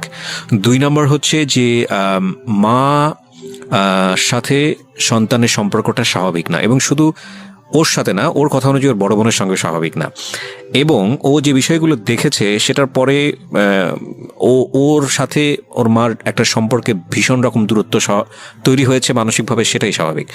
অ্যান্ড সবচেয়ে বড় ইম্পর্টেন্ট যে বিষয়টা সেটা হলো যে ও ক্লাস 9-এ পড়ে, তার মানে হচ্ছে তখন ওর বয়ঃসন্ধিকাল চলছে। সো বয়ঃসন্ধিকালটা হচ্ছে কোনো ছেলে এবং কোনো মেয়ের জন্য সবচেয়ে ডেঞ্জারাস টাইম। ওই সময়টাতে রাতারাতি দেখবেন একটা ছেলে এবং একটা মেয়ের মধ্যে বেশ কিছু জিনিসের পরিবর্তন আসে, শারীরিক পরিবর্তনের পাশাপাশি ভয়ঙ্করভাবে মানসিক পরিবর্তন আসে। এবং এই জন্যই দেখবেন যে ক্লাস 7-8-এ চলে গেলে হঠাৎ করে ছেলেরা কিংবা মেয়েরা ধাম করে বড় হয়ে যায়। এই যে ব্যাপারটা, এই স্টেজটা কিন্তু খুব মারাত্মক, এবং এটাকে খুব সফটলি ডিল করা উচিত। এই ডিল করার জায়গাটাতে মা কিংবা বাবা মা বা কাছের বন্ধুদেরকে অনেক বড় একটা ভূমিকা পালন করতে হয়। তো সেই জায়গাটিতে এই মেয়েটিরও এক ধরনের রাফ আচরণ হলেও হতে পারে, যেটা মায়ের সঙ্গে আমি ঠিক জানি না। আমি কোশ্চেনটা করতে চাই একটা, যেটা হচ্ছে যে আপনার বড় বোনের খুব অল্প বয়সে বিয়ে হয়েছিল যেটা আপনি বলছিলেন, তো সে কারণে কি ফ্যামিলি ট্রেডিশন এটা ছিল যে ঠিক আছে আপনাকেও বিয়ে দিয়ে দিক না নির্ঝঞ্ঝাট? এরকম কিছু ছিল না, বরং উল্টো তো হওয়া উচিত, কারণ যেহেতু আপনাকে বিয়ে দিলে আপনার মা একা হয়ে যাবে একদম, একা হয়ে যাবে। সো আপনাকে বরং বিয়ে একটু বয়স হলেই দেওয়াটা স্বাভাবিক। আমি বরং যেটা দেখতে পাচ্ছি যে উল্টো ছিল, তার মানে আপনার আচরণ কি এমন ছিল আপনার মায়ের প্রতি যে আপনার মা আপনাকে সহ্য করতে পারছে না? এরকম কিছু ছিল না, কারণ আচ্ছা। আমি প্রথম থেকে বলে আসছি যে আম্মুকে দেখে প্রচন্ড ভয় পেতাম। ধর আম্মু কোনো কিছু নিয়ে যদি কোনো কিছু বলতো একদম মানে চুপ হয়ে যেতাম, কখনো যে তর্ক করা অথবা ওইভাবে ঝগড়া করা এরকম কিছু, অথবা উল্টে পাল্টা কোনো জবাব দেওয়া এরকম কখনোই কিছু ছিল না। ওই কয়েকটা মাস আমার মানে এমন কেটেছে যে আব্বুর জন্য আব্বুকে এত বেশি মিস করতাম এবং ওই রাতটার কথা মনে পড়ে। এই যে এই ফিলিংসটা নিয়ে যদি আরেকটা মানুষ আপনার পাশে দাঁড়াতো তাহলে মনে হতো যে না এই মানুষটা আমার কাছের মানুষ, হ্যাঁ, সেটা। যেটা আপনার মার কাছ থেকে আসার কথা ছিল। আপনার কথা অনুযায়ী আপনার মা ওই সময়টাতে খুবই স্বাভাবিক ছিলেন, তার মানে ওইটা আপনার কাছে আরো বেশি কষ্টদায়ক মনে হচ্ছিল। সেটাই। বলুন তারপর। যারা এসেছে তারাই কিন্তু আমাকে সান্ত্বনা দিয়েছে, বাট আমার মার থেকে আমি কোনো সান্ত্বনা পাইনি। তো আমি আসলে অনেক বেশি মানে একা হয়ে গিয়েছিলাম। তো সেই একাকিত্ব থেকে আমি আর কি ঘুমাতাম না। তো যাই হোক, তো সেপ্টেম্বরের দিকে হঠাৎ করে আম্মু একদিন আমাকে বলে যে দেখো আমার অনেক ঝামেলা হচ্ছে। ব্যাপারটা এরকম না যে আম্মু আমার দায়িত্ব নিতে পারছে না, যে আমার জন্য আম্মুর খরচ হচ্ছে, আমার খরচ কিন্তু আপুই পাঠাতো। তো সে আমাকে বলছে যে না আমি তোমাকে রাখতে পারবো না, আমি তোমার দায়িত্ব নিতে পারছি না, তোমাকে বিয়ে দিয়ে দিব। তা আমি বলি ঠিক আছে, আমি আপুর সাথে কথা বলতে চাই, তোমার যদি খুব বেশি সমস্যা হয় তাহলে আমি আপুকে বলি, আপু আমাকে হোস্টেলে পাঠিয়ে দিক। আচ্ছা। তো বলেছে না আপুকে বলা যাবে না। তো এটা নিয়ে অনেক আম্মুর সাথে মোটামুটি একটু চলছিল যে আম্মু অনেকভাবে অনেককে দিয়ে বুঝাচ্ছিল আমাকে, লাইক আমার ফ্রেন্ডের আম্মুকে নিয়ে এসে। আপনার মধ্যে এমন কোনো আচরণ কি ছিল যেটা মা নোটিস করেছে যে বিয়ে দিয়ে দিলেই আমি সেফ জোনে চলে যাই? আমার মধ্যে আচরণ বলতে আমি তো বাসা থেকে লাইক বের কোনো হতাম না। মেল ফ্রেন্ডের সঙ্গে না। টাইম পাস করা, যেহেতু বাবা নাই সো ডেসপারেটলি মাকে অ্যাভয়েড করে অন্য কোনো দিকে যাওয়া? না না, আমার ওরকম কোনো মেল ফ্রেন্ড ছিল না যাদের সাথে হয়তো আমি বাইরে, আমি গার্লস স্কুলে পড়তাম, তো আচ্ছা। আমার ওরকম মেল কোনো ফ্রেন্ড ছিল না। ওকে। তো আমার যা ফ্রেন্ড ছিল, আমার যে বেস্ট ফ্রেন্ড ছিল ও আমাদের পাশের বাসারই ছিল আর কি। ওকে। ও আরেকটা কথা বলি যে আমরা যে এলাকাটায় বাসা করেছিলাম ওইখানে আমার জন্ম হয়, মানে আমার যখন জন্ম হয় তখন আমরা ওই এলাকাতেই থাকতাম, বাট ভাড়া থাকতাম। তো পরবর্তীতে গিয়ে আমরা ওখানে বাসা করেছিলাম। জি। তো আমার যে ছোটবেলার বন্ধুগুলো ছিল তো ওরা ওখানকারই ছিল। তো সেই হিসাবে জাস্ট ওদের আম্মুকে নিয়ে এসে আম্মু আমাকে বুঝাচ্ছিল যে মানে বিভিন্নভাবে মোটিভেট করার চেষ্টা হ্যাঁ, করছিল। motivate করার ওকে। চেষ্টা করছিল। তো এর মাঝে যেটা হয় যে অক্টোবর মাসে আমার দুসম্পর্ক আত্মীয় হঠাৎ করে আম্মু বলে যে ওরা আসবে। আম্মু অনেক আয়োজন করতেছিল, বাজার টাজার করছে, রান্না করতেছে, তারপর আন্টি আসছে, মানে আমার বান্ধবীর মা আসছে, বোন আসছে। তো বাসার মধ্যে একটা উৎসবের মতো একটা ব্যাপার যে অনেক রান্না বান্না হচ্ছে, সব গুছাচ্ছে। তো আমি তখনও বুঝতে পারিনি যে গেস্ট গুলা কার অথবা কেন আসছে, মানে আপনাকে দেখতে আসছিল। Okay. এক্স্যাক্টলি। তো তারপর তারা আসলো, আসার পরে আমাকে তাদের সামনে, আমি তো যাবোই না, কোনোভাবেই যাব না, আমাকে জোর করে নিয়ে গেল। তো নিয়ে যাওয়ার পরে তো আমি গিয়ে যখন দেখলাম যে কে ছেলে, কারণ আমি হচ্ছে আমাদের বললাম যে দুসম্পর্ক আত্মীয় ছিল, তো আমি ছেলের বড় ভাইকে চিনতাম, আমাকে মামা বলে রাখতাম। জি। তো তারই ভাই, সে সিঙ্গাপুরে থাকতো এবং সে অনেক টাকা পয়সার মালিক ছিল। এবং ছেলেটা মানে মানুষের সবাই আল্লাহর সৃষ্টি, কারো চেহারা নিয়ে আমি খারাপ কথা বলতে চাই না, তো বলতেও হয় না। তারপর আমি জাস্ট বলছি যে ছেলেটা অনেকটা লম্বা ছিল, লাইক সে দেখতে এক কথায় যে সে যে নিগ্রোদের মতো ছিল, নিগ্রোদের যেরকম অনেক কালো হয়, যে ওরা দেখতে যেরকম হয় এক্স্যাক্টলি দেখতে ওরকম ছিল অনেকটা। তো আমি জাস্ট গেলাম, যাওয়ার পরে আমি যখন দেখলাম, তো দেখে আমি সাথে সাথে তো আমি রুম থেকে চলে আসছি। ওকে। তারপর আম্মু আমার রুমে আসলো যে তুমি এরকম বেয়াদবের মতো উঠে কেন চলে আসলা। আমি বললাম যে আমি ওখানে কেন থাকবো, তুমি তো আমাকে জোর করে নিয়ে গিয়েছো, আর তুমি ছেলের অবস্থা দেখছো কিরকম। তো পরে বলতে বিষয়টা কিরকম, ছেলেটাকে পছন্দ হলে আপনি বিয়ে করে ফেলতেন? না, পছন্দ হলে যে বিয়ে করতাম সেটা না, আমি বলছি যে তোমার কি মানে এতটুকু মানে নেই যে তুমি এরকম একটা ছেলের সাথে আমাকে বিয়ে দেওয়ার জন্য নিয়ে আসছো, মানে তোমার রুচিবোধে কিভাবে এটা করলো যে তুমি এরকম একটা ছেলের সাথে আমাকে বিয়ে দিবা, এরকম একটা ছেলের সাথে তুমি আমাকে বিয়ে দিতে চাও। আচ্ছা। এই জন্য আর কি ছেলেকে পছন্দ হলে যে আমি বিয়ে করতাম, ব্যাপারটা এরকম না, কারণ বিয়ের কোনো চিন্তা ভাবনা আমার মাথায় ছিলই না। তো তারপর তো আমি ওখানে আর গেলাম না, ওদের সামনে আর গেলাম না, আম্মু অনেক ফোর্স করলো। দেন ওরা বিকেলে চলে গেল। তো যাওয়ার পরে আমাকে ওই আমার আন্টি তারপর আম্মু সবাই মিলে বোঝাচ্ছে যে সোনার চামচ হচ্ছে বাঁকা হলেও ভালো, ছেলে না হয় দেখতে একটু খারাপ বাট স্টাবলিশড একটা ছেলে, সিঙ্গাপুরে অনেক কিছু করেছে, তার অনেক টাকা পয়সা, তো সমস্যা কি? ওকে, ছেলে বয়স অনেক বেশি ছিল, 40 আপ ছিল। আপনি তখন ক্লাস 9 এ আমি পড়েন? তখন ক্লাস 9 এ পড়ি। মানে 14 থেকে 15 বছর বয়স সর্বোচ্চ।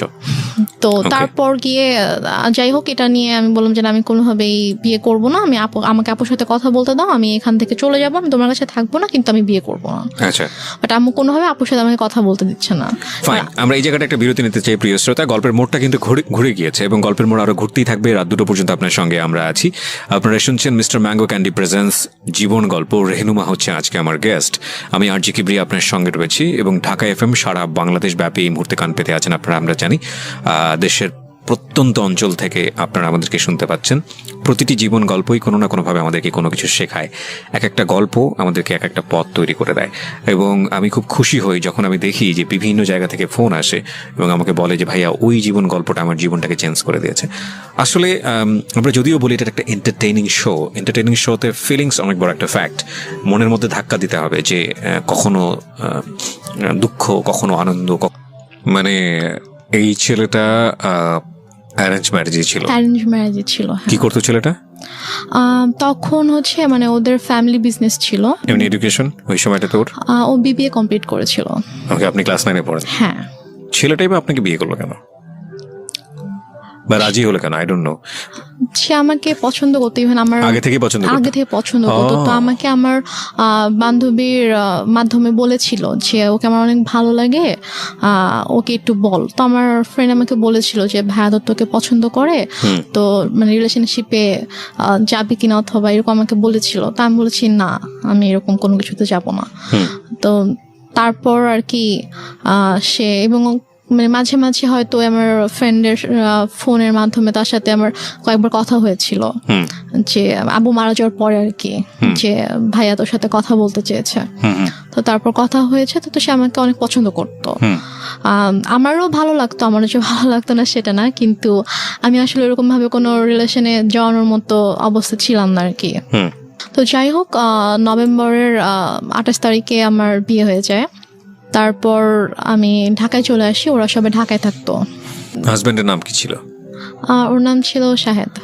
তো তারপরে আমরা ঢাকায় চলে আসার পরে আর কি আমি ওদের ফ্যামিলি সবাই ছোট ছিলাম।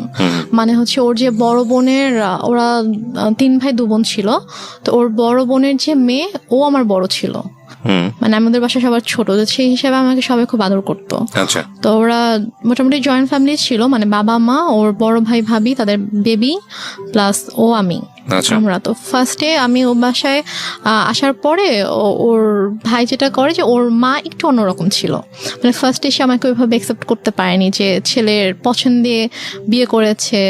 মানে ছেলে মানে উনি আর কি বিয়ের একটু বিপক্ষে ছিল, যে উনি চায়নি যে ও আমাকে বিয়ে করুক, যে তুমি এমনি হুটহাট করে একটা মেয়েকে কিভাবে বিয়ে করতে চাও, তুমি বিয়ে করো না। তো বারো বলেছেন আমি বিয়ে করবো, আমার মেয়েটাকে ভালো লাগে, আমি বিয়ে করবো। তো এই জন্য আর কি উনি একটু আমার সাথে একটু অন্যরকম ছিল। তো তারপর যেটা হয় সেটা হচ্ছে যে ওর সবার ডিসিশন অনুযায়ী যে তোমরা কিছুদিন আলাদা থাকো। আলাদা থাকার পরে মাঝে মাঝে আম্মুর সাথে ওর দেখা হোক, ওর সম্পর্কটা একটু ইজি হোক, তারপরে তোমরা এসো। বাট প্রথমে যদি দেখো তোমরা এখানে কন্টিনিউয়াসলি থাকতে থাকো, তখন দেখা যাবে যে হয়তো আম্মা ওকে এখন একটু নিতে পারতেছে না ভাবে মেন্টালি, তো ওর সাথে হয়তো কোনো একটা মিসবিহেভ করে ফেললো, সেটা হয়তো খারাপ হবে। তো তোমরা আলাদা থাকো, তারপরে মাঝে মাঝে আসবা, আমরাও যাব, তারপর ঠিক হয়ে গেলে তখন চলে এসো এখানে। তো ওদের বাসা থেকে 2-3টা রোড পরে আর কি আমাদের জন্য একটা বাসা ঠিক করে। তো সে বাসাটায় আমরা ওখানে 2 মাসের মতো ছিলাম, প্রায় 2 মাসের মতো ছিলাম। তো এর মাঝে ওর আব্বু অনেকবার এসেছে আমাদের বাসায়, তারপর আমরাও যেতাম ওখানে।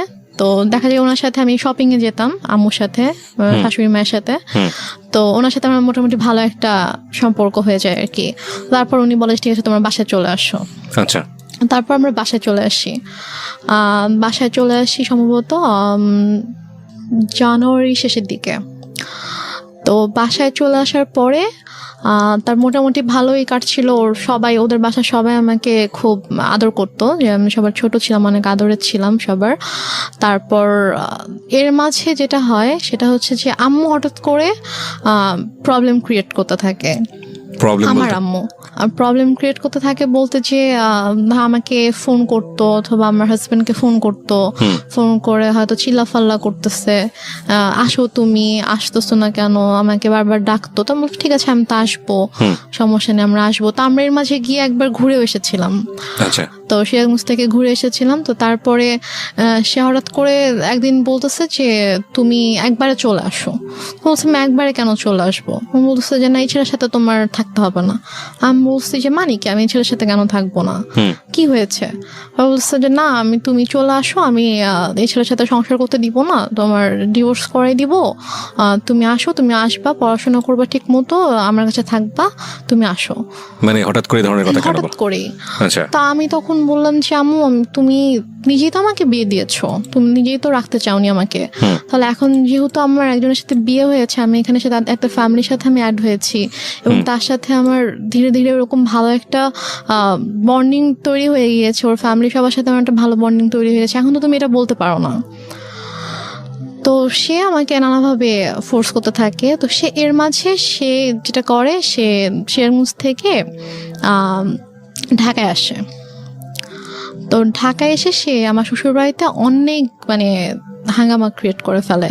লাইক সে এসে চিল্লি করতেছে যে আমার মেয়েকে আমি নিয়ে যাব, তোমরা কেন আটকায় রাখছো, তোমরা আমার মেয়ের ব্রেন ওয়াশ করছো, আমার মেয়েকে নিয়ে যেতে দাও, আমার ছোট মেয়ে, বাচ্চা মেয়ে, আমি ওকে তোমাদের কাছে রাখবো না, এগুলো বলতে থাকে। আমি তো যাব না, আমাকে অনেক ফোর্স করতে থাকে, তুই চল। আমার হাত ধরে টেনে বাসা থেকেও বের করে নিয়ে যায়, দরজা খুলে আমাকে বাইরেও বের করে নিয়ে যায় যে তুই চল, তোকে আমি এখানে থাকতে দিব না। তারপর গিয়ে আমার শাশুড়ি, তারপর আমার যা, ওরা গিয়ে আর কি আমাকে নিয়ে আসে যে আন্টি এরকম করেন না, আর বসেন শান্তভাবে আমরা কথা বলি। তো সে কোনোভাবে শান্ত হয় না, সে জাস্ট একটাই কথা, আমার মেয়েকে আমি রাখবো না। তারপর সে বলে যে না, আমরা তো ওকে যেতে দিব না। তো সে অনেক তর্কাতর্কির পরে সে রাগ করে বাসা থেকে বের হয়ে যায়। বেরোর সময় বলে যায় যে এনি হাও আমি আমার মেয়েকে নিয়ে যাব। দেখো, একটা কথা বলি রেহনুমা, আমি তুমি করে বলে ফেললাম, কারণ তুমি আমার বয়সে অনেক জুনিয়র হবা। একটা যেটা হচ্ছে যে গল্প না বিশ্বাস করার জন্য একটা মজবুত ভিত্তির প্রয়োজন হয়। একটা হচ্ছে যে তোমার মা নিজেই ইন্সপায়ার হয়ে বিয়ে দিচ্ছে। বিয়ের কয় মাসের পরের এই ঘটনা? বিয়ের হচ্ছে 3 মাস পর। বিয়ের 3 মাসের মধ্যে এমন কি ঘটলো যে সেখান থেকে আবার তোমাকে নিয়ে আসতে চাচ্ছে? আমি গল্পটা তো বিশ্বাস করতে হবে সামহাও। এটা ভাই আমি কথা বলতে থাকলে আপনি যখন আমার পুরো গল্পটা শুনবেন তখন আমি হয়তো বুঝতে পারবো। শেষ পর্যন্ত যখন আপনি শুনবেন তখন আপনি বুঝতে পারবেন যে প্রথম থেকে শেষ পর্যন্ত, আমার বাবার মৃত্যু থেকে একদম আমার শেষ পর্যন্ত, আজকের দিন পর্যন্ত কি ঘটেছে, কেন ঘটেছে, এটা আপনি নিজেই বুঝতে পারবেন। ফাইন। সো প্রিয় শ্রোতা, আমার মনে হয় একটু ধৈর্য ধরে আপনারা শুনুন। ওকে, বল।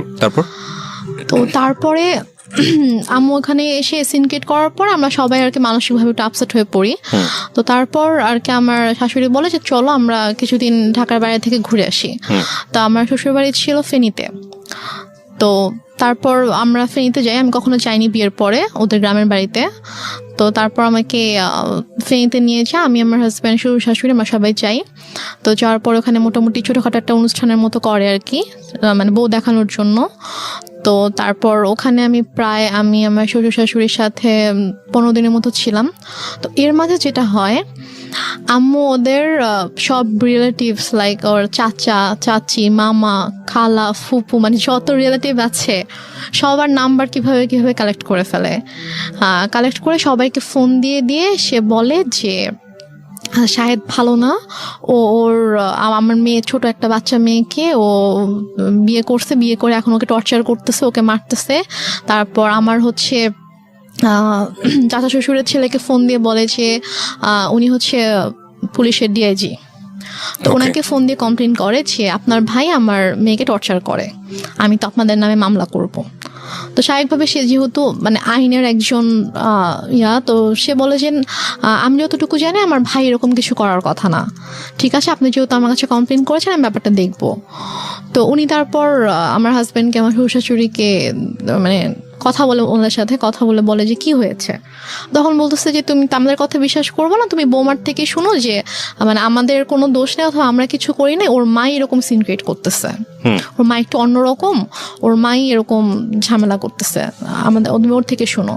তো ভাই আমার সাথে কথা বলার পর ভাইয়াকে বলি যে ভাইয়া এরকম কোনো সমস্যা নেই, শাহেদ আমার সাথে কোনো খারাপ ব্যবহার করেনি, আমাকে কখনো মারেনি, আর ওর সাথে আমার অনেক ভালো সম্পর্ক, কিন্তু আম্মু চাচ্ছে না যে আমি ওর সঙ্গে থাকি, এই জন্য আম্মু এরকম সিনকেটগুলো করছে, আপনি কিছু মনে করেন না। আমি খুবই সরি আমার মার পক্ষ থেকে, এবং ওদের ফ্যামিলি সবার কাছে আমি খুব মানে সরি বলি যে আমার জন্য আপনাদেরকে এত কিছু সহ্য করতে হচ্ছে। মানে ওদের কাছে কন্টিনিউয়াসলি সবার থেকে ফোন আসতে থাকে, ওদের সব রিলেটিভসরা ওদেরকে ফোন দেয় যে কি তোমরা নাকি বউ আটকে রেখে বউকে পিটাচ্ছ। তো সে যেটা করে যে ওদের মানে বাসার যে থানা ছিল ওই থানায় ফোন করে, থানার ওসিকে ফোন করে, ফোন দিয়ে বলে যে অমুক মানে অ্যাড্রেস বলে যে অমুক বাসার মধ্যে আমার মেয়েকে আটকে রাখছে, আমার মেয়েকে আমার কাছে আসতে দিচ্ছে না, আমার মেয়ে অনেক কান্নাকাটি করতেছে আমাকে ফোন দিয়ে, আপনারা প্লিজ ওখানে যান, গিয়ে আমার মেয়েকে আমার কাছে পাঠিয়ে দেন। তখন ওরা বলে যে এটা তো অমুক স্যারের বাড়ি, তো স্যারের ফ্যামিলিতে তো এরকম হওয়ার কথা না, আমি আপনার কথা বিশ্বাস করতে পারছি না, ঠিক আছে আমাকে এটা দেখতে হবে। তো উনি দেন আমার ওই যে ভাসুরকে ফোন করে, ডিআইজি যিনি ওনাকে ফোন করে বলে যে স্যার এরকম একজন ফোন দিয়েছিল, এখন আমি কি করব, আমি কি যাবো আপনাদের বাসায়?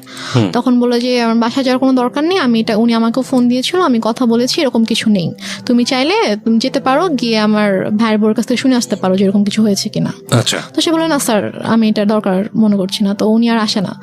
তো তারপর গিয়ে তো ওই ভাইয়া যখন জানায় আমার হাজবেন্ডকে, তখন ও বলে যে অনেক হয়েছে, মান সম্মান নষ্টের একটা লিমিট থাকে, ফ্যামিলি সবার সামনে তো করেছিল, এখন এখানেও করছে, তো তুমি একটা কাজ করো, যেহেতু মা যেহেতু এত করে চাচ্ছে যে তুমি ওনার কাছে গিয়ে থাকো, তুমি যাও, তুমি গিয়ে তার কাছে গিয়ে একটু বুঝা বলো যে এরকম কেন করতেছে, তুমি কিছুদিন তার কাছে থাকলে হয়তো তার ভালো লাগবে।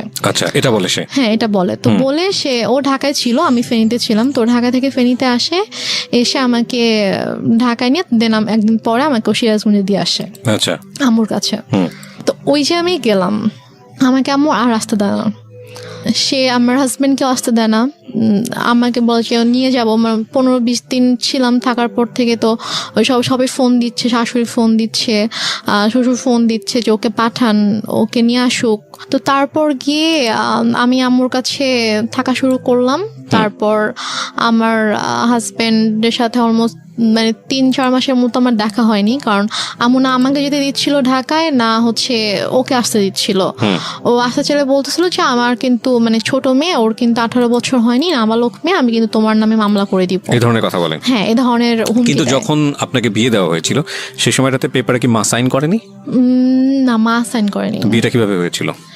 বিয়েটা হয়েছিল হচ্ছে বাসায় কাজী এসেছিল, তো কাজী বিয়ে পড়িয়েছিল, মানে সাইনও নিয়েছিল, কাবির নামে সাইনও নিয়েছিল, তারপর ওখানে 4 জন সাক্ষীও ছিল, কিন্তু মার সাইন ছিল কিনা অথবা করেছিল কিনা সেটা আমার ঠিক মনে নেই, তো মনে হয় না মা সাইন করেছিল। কারণ পরে যখন আমি যখন পেপারস দেখেছিলাম তখন দেখেছি ওখানে জাস্ট সাক্ষীদের সাইন ছিল, আমার আর আমার হাজবেন্ডের সাইন ছিল। সাক্ষী ছিল হচ্ছে ওর 2 জন আঙ্কেল ছিল সাক্ষী, আর আমার পক্ষ থেকে আমার একটা মামা আর আমার একটা ভাইয়া ছিল। ফাইন, এখানে একটা বিষয় জড়িত আছে, ওর ফ্যামিলি থেকে কি লোকজন এখানে এসেছিল? হ্যাঁ। তোর ফ্যামিলির পক্ষ থেকে ওর বাবা মা কেউ সাইন করেনি পেপারে? না, ওর বাবা মা আসেনি বিয়েতে। কেন আসেনি? বাবা মা আসেনি, বাবা তখন অনেক অসুস্থ ছিল, আর ওর মা তো রাগ করেছিল জন্য ওর মা আসেনি। Renuma, this is totally unbelievable, cause অসুস্থ হলে তো বিয়েটা পিছিয়ে যাওয়ার কথা। বিয়েটা অসুস্থ ছিল বলতে উনি হচ্ছে প্যারালাইসিস ছিল, তো উনি তো চাইলেই উনি মুভ করতে পারতো না, বাট ওর মার আসার কথা, বাট ওর মাকে ওরা কোনোভাবেই কনভিন্স করতে পারেনি। ওকে, ফাইন। তো ওর ভাই বোন, তারপর হচ্ছে ওর আঙ্কেল আন্টিরা সবাই এসেছিল। তো ওই ফার্স্ট রিলেটিভ যে হয় তারই তো সাইন করার কথা ডকুমেন্টসে। দেনমোহর কত ছিল? দেনমোহর আমার ঠিক মনে নাই, সম্ভবত 5 লাখ ছিল। আপনার ফার্স্ট বিয়ে অথচ আপনার দেনমোহরটা মনে নাই, এটা মানুষ কিন্তু সহজভাবে নিবে না, কারণ it's a very sensitive story, that's why I am asking. এবং আপনার পক্ষ থেকে তো আপনার মার অবশ্যই সাইন থাকার কথা, যেহেতু আপনার মাই ইন্সপায়ার করছে বিয়েটা দেওয়ার জন্য, সো ওনারও সাইন নাই। তার মানে লজিক্যালি যদি আমি যাই তাহলে এখানে ওনার বিয়েতে মত ছিল না, এটা প্রথম থেকেই বোঝা যাচ্ছে, যদিও আপনার কথা অনুযায়ী বিষয়টা একদম ডিফারেন্ট। ওকে, 3 মাসের মধ্যে এত বড় কি ঘটনা ঘটে গেল যে কারণে মা তাকে নিয়ে আসবে, যেটা আমি আপনি একটু আগে বলেছেন যে পুরো গল্পটা শুনলে হয়তো বা জিনিসটা পুরোটা বুঝে যাবে। ওকে, সো আমাদের এখানে একটা ডিলেমা তৈরি হচ্ছে প্রিয় শ্রোতা, বাট আমরা এখনই কোনো রেজাল্টে না যে আমরা একটু সামনের দিকে যাই, দেখি লজিক্যালি মেলে কিনা। হ্যাঁ, তারপর কি হলো? তারপরে হচ্ছে আমার ওদের ফ্যামিলি থেকে সবাই আম্মুকে ফোন করতো, আম্মুকে বোঝানোর চেষ্টা করতো যে আমরা আসি সামনাসামনি কথা বলে ঠিক করার চেষ্টা করি যে দেখি ঠিক হয় কিনা, আপনি কেন এরকম করছেন। তো বাট আম্মু বলেছে আমি এই বিষয়ে কোনো কথাই বলবো না, মানে একটাই কথা ছিল তার যে আমি আমার মেয়েকে সংসার করতে দিব না, আমি আপনার ছেলের সাথে রাখবো না। তো এদিকে আমার সাথেও কথা বলতে দিত না, লাইক আমার ফোন আম্মু আমার থেকে নিয়েছিল, আমার ফোন আমার কাছে রাখতে দিত না। আমার হাজবেন্ড ফোন করতো আম্মুর ফোনে, ফোন করলে আমাকে কখনো দিত কখনো দিত না। তো আমি অনেক কান্না করতাম, আমার মন অনেক খারাপ থাকতো যে আমি ওখানে যেতে চাই। আমি আম্মুকে অনেক ইভেন আমি আম্মুর পায়ে ধরেও কান্না করেছি, আম্মু তুমি কেন এরকম করছো আমাকে বলো। সে আমাকে কোনো কারণও বলতো না যে কেন সেরকম করছে। আমি বলছি আম্মু তুমি তো আমাকে বিয়ে দিয়েছো, এখন যখন আমি একটা জায়গায় গিয়েছি আমার বিয়ে হয়েছে, আমি আমার হাজব্যান্ডকে অনেক ভালোবাসি, আমি ওর ফ্যামিলির সাথে অনেক ভালোভাবে মিশে গিয়েছি, তো এখন কেন তুমি সবাইকে এরকম কষ্ট দিচ্ছ, আমাকে কেন তুমি কষ্ট দিচ্ছ আম্মু। যাই হোক, তারপরে গিয়ে আম্মু যেটা করলো যে ওদের সাথে অনেক কথাবার্তা যখন হলো, ও অনেক বার রিকোয়েস্ট করলো, তো বলো ঠিক আছে তুমি সিরাজগঞ্জ আসো, এসে ওর সঙ্গে দেখা করে যাও। তো দেন আমার হাজব্যান্ড অলমোস্ট 4 মাস পরে আমাদের বাসায় আসে, সিরাজগঞ্জে আসে। তো এসে সে আমার সঙ্গে দেখা করে, তো তখন আম্মুর সাথে কথা বলে। ও আর আমি দুজনে আম্মুর কাছে গিয়ে আম্মুর পায়ের কাছে বসে আম্মুকে বলি যে ও বলে যে আম্মু আপনি কেন এরকম করতেছেন, বলেন আপনি আমি কি কোনো দোষ করেছি অথবা আমার কোনো ভুল হয়েছে যে আপনি কেন ওকে আমার থেকে দূরে রাখতেছেন, আপনি কেন এরকম করতেছেন। আম্মু বলে যে না আমি কোনো কথা শুনবো না, আমি তখন ভুল করছি, আমার বাচ্চা মেয়েকে বিয়ে দিছি, এখন আমি বুঝতেছি যে আমার ছোট একটা মেয়েকে এভাবে এত কম বয়সে বিয়ে দেওয়া উচিত হয়নি। এখন আমি চাই সে পড়াশোনা করবে, পড়াশোনা শেষ করে এস্টাবলিশড হবে, দেন সে চাইলে তার পছন্দ অনুযায়ী কাউকে বিয়ে করবে, কিন্তু আমি যেটা ভুল করেছি আমার সেই ভুলটা শুধরাতে হবে। সে ওর সাথে সায়দার সাথে অনেক রুড বিহেভ করে। আপনি কি করেন ওই সময়টাতে? আমি জাস্ট তখন আমি ওকে নিয়ে আমার রুমে চলে আসি আর কি, এসে বলি যে তুমি এখান থেকে চলে যাও, এভাবে অপমানিত হওয়ার কোনো মানে হয় না, তুমি চলে যাও, তোমার আশা লাগবে, আমি যদি আম্মুকে বুঝাতে পারি আমি চলে আসবো। আপনাদের আর কোনো আত্মীয়স্বজন ছিল না আশেপাশে যারা আপনাদেরকে বিয়ে দিয়েছে, তারা কোনো স্টেপ নিচ্ছিল না? কেউ তো কিছু জানতো না, আর আপুর সাথে তো আমার টোটালি কথাবার্তা ওরকম কথা হতো না, কারণ আপুকে আম্মু বলেছিল যে আম্মু আমাকে বিয়ে দেয়নি, আমি নিজের ইচ্ছে বিয়ে করেছি, এবং আমি পালিয়ে গিয়েছিলাম, সেখান থেকে আম্মু আমাকে নিয়ে এসে আমাকে বিয়ে দিয়েছে। ওই জন্য আপু রাগ করে আমার সাথে কথা বলতো না আর কি। আর আমি যে তারপরও যে আমি কারো কাছে হেল্প চাইবো অথবা ফোন করবো, এটা আমার ছিল না। আমি যে কোথাও একা একা বাসা থেকে বের হয়ে আমি যে কারো কাছে একটা যাবো, গিয়ে যে আমি খুলে বলবো ঘটনা, অথবা আমি যে বাসা থেকে পালিয়ে চলে যাবো ঢাকায়, ওইরকম তখন হয়তো আমি অনেক ছোট ছিলাম, ওইরকম কোনো সাহস আমার ছিল না, অথবা আমি যে যাবো এরকম কোনো একটা সিচুয়েশন ছিল না। কারণ ফাইন, আমরা এই পার্টটাতে কিছু জিনিসের সমাধান পাচ্ছি না, cause it's one kind of mystery. আরেকটা বিষয় সেটা হলো যে ছেলে তো ম্যাচিউর ছিল, তো ছেলে যদি ম্যাচিউর থাকে তাহলে ছেলের একটা, এবং মেয়েরও দেখলাম যে ওখানে আমাদের রেহনুমারও একটা ইচ্ছা ছিল, শাহেদ ম্যাচিউর, রেহনুমার ম্যাচিউর বয়স যে নেওয়ার জন্য ট্রাই করছে আমাকে। তো তখন আম্মু ওকে একটা শর্ত দেয়, আমার হাজব্যান্ডকে একটা শর্ত দেয়, এবং আমার আম্মু জানে যে এই শর্তটা কখনোই ও মানবে না। শর্তটা ছিল হচ্ছে যে ও বলে যে তুমি যদি রেনুমাকে নিয়ে থাকতে চাও তাহলে তোমাকে আলাদা থাকতে হবে। আলাদা থাকতে হবে তোমার ফ্যামিলি থেকে? হ্যাঁ, তোমার ফ্যামিলি থেকে আলাদা থাকতে হবে, তুমি ওকে নিয়ে তুমি আলাদা একটা বাসা নিবা, তুমি তোমার আব্বু আম্মু তোমার ফ্যামিলির সাথে থাকবা না, এবং তোমার আব্বু আম্মু কখনো তোমার বাসায় আসবে না। আমি বলছি যে এটা কেমন কথা? তো বলে যে আপনি যদি ওকে নাও দেন তারপর আমি কখনো বাবা মাকে ছেড়ে আমি আলাদা বাসা যাবো না, কারণ আমার বাবা মা আমার কাছে অবশ্যই আগে। আর প্লাস ঠিক আছে আপনি তো ওকে এখন আটকাচ্ছেন এটা বলে যে হ্যাঁ ওর তো এখন বয়স হয়নি, ওর ছোট, আপনি মামলা করতে পারবেন, বাট ও যখন ম্যাচিওর হবে, ওর যখন বয়স হবে তখন তোকে আপনি আটকাতে পারবেন না। এবং আমি জানি যে আমি যেরকম ওকে ভালোবাসি ও আমাকে ভালোবাসে, এবং আশা করি যে ইনশাল্লাহ যখন সময় হবে তখন আমি আমার ওয়াইফকে আপনার থেকে নিয়ে আসবো, বাট আমি আমার বাবা মাকে ছেড়ে থাকতে পারবো না, এটা আমি করতে পারবো না। তারপর যেটা হয় যে ওর সাথে আমার তো কাছে তো ফোন ছিল না, ওর সাথে যোগাযোগ একমাত্র ওয়ে ছিল আম্মুর ফোন। তো আম্মুর কাছ থেকে ফোনটা নিয়ে ওকে ফোন করার জন্য অনেক রিকোয়েস্ট করতে হতো, অনেকবার ফোন দেওয়ার পরে হয়তো আম্মু আমাকে ফোন দিত।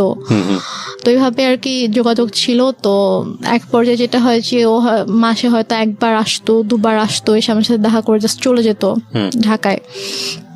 তারপর আম্মু একবার হচ্ছে ওই ঈদের সময় ওর আপু আম্মু সবাই ফোন করে যে ওকে একটু পাঠান, আমরা সবাই একসাথে গ্রামের বাড়িতে গিয়ে ঈদ করবো, তো ও না থাকলে কেমন হবে, ওকে একটু পাঠান। তো আম্মু কোনোভাবে পাঠাতে চায় না, বাট ওরা যখন সবাই ফোন দিয়ে অনেক রিকোয়েস্ট করে, তো তারপরে গিয়ে আম্মু বলে ঠিক আছে ওকে নিয়ে যাও। তো তারপর আমি যাই, তো ওদের সাথে একটা ঈদ করেছিলাম। তো ঈদ করে ঈদের 2 দিন পরে আর কি আমি আবার চলে আসি। তো আসার পরে তো এভাবে আর কি চলছিল, ওর সাথে মাঝে মাঝে কথা হতো, তারপর মাসে অথবা অনেক সময় 1 মাস 2 মাস পরে আসতো, এসে দেখা করে যেত, বাট আমাকে যেতে দিত না আম্মু। তো এদিকে আমার পরীক্ষা চলে আসছে, মানে এটা হচ্ছে 2011-তে আমার পরীক্ষা ছিল, এসএসসি পরীক্ষা ছিল। তো তারপর আমি কোনো রকমে স্কুলে যেতাম না, আমি জাস্ট বাসায় পড়তাম, পড়ে পরীক্ষা দিলাম। তো এরপরে যেটা হয়, হঠাৎ করে আম্মু টোটালি যোগাযোগ বন্ধ করে দেয়। ওকে বলে যে তুমি আর আসবা না ওর সাথে দেখা করতে।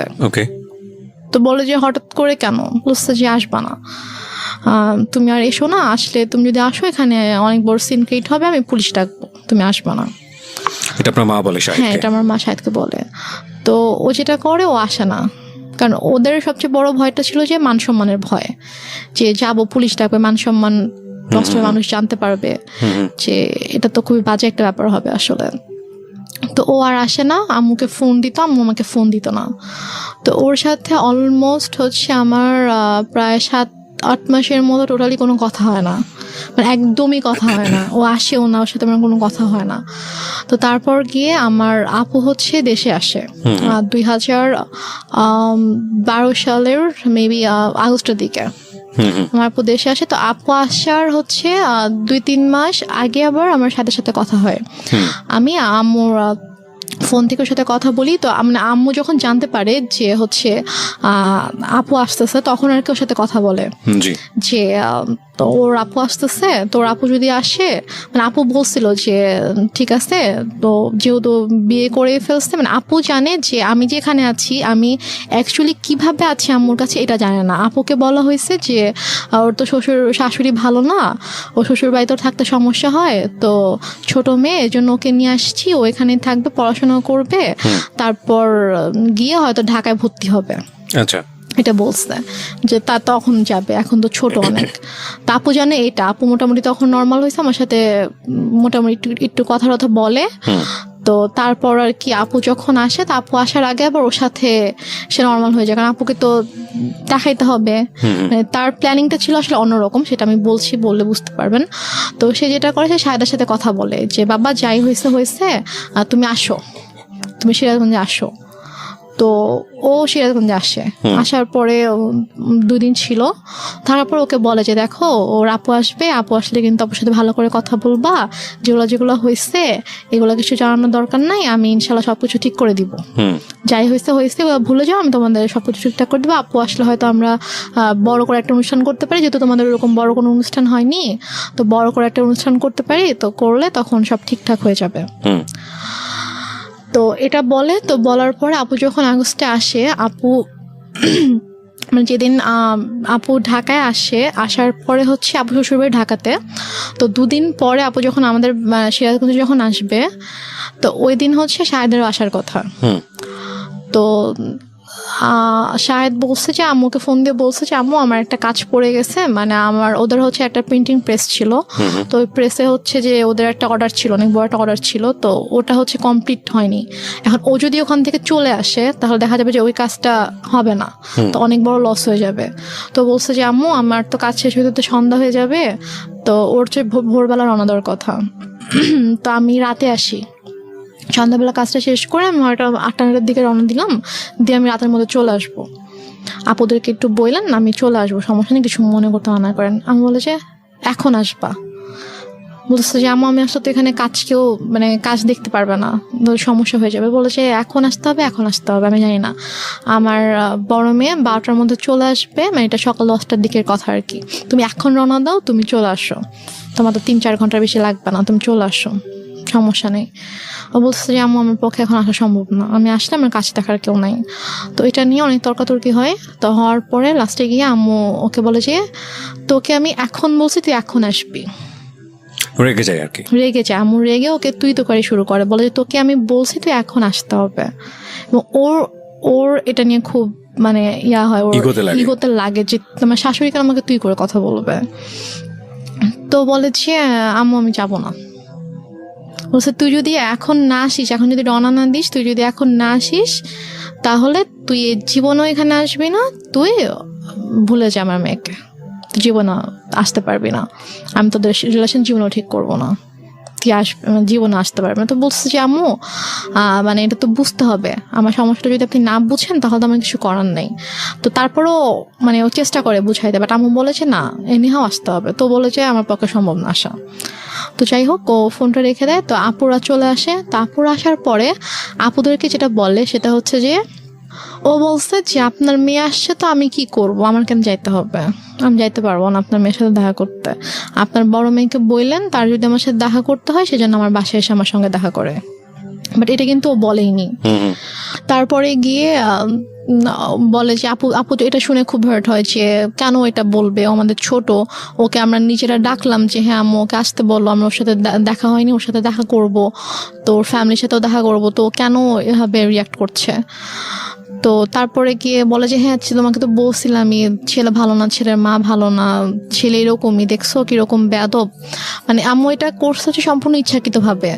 ফার্স্টে ওকে ঠিকঠাক করছে, ওর সাথে সম্পর্কটা ঠিক করছে, ঠিক করে ও আসছে।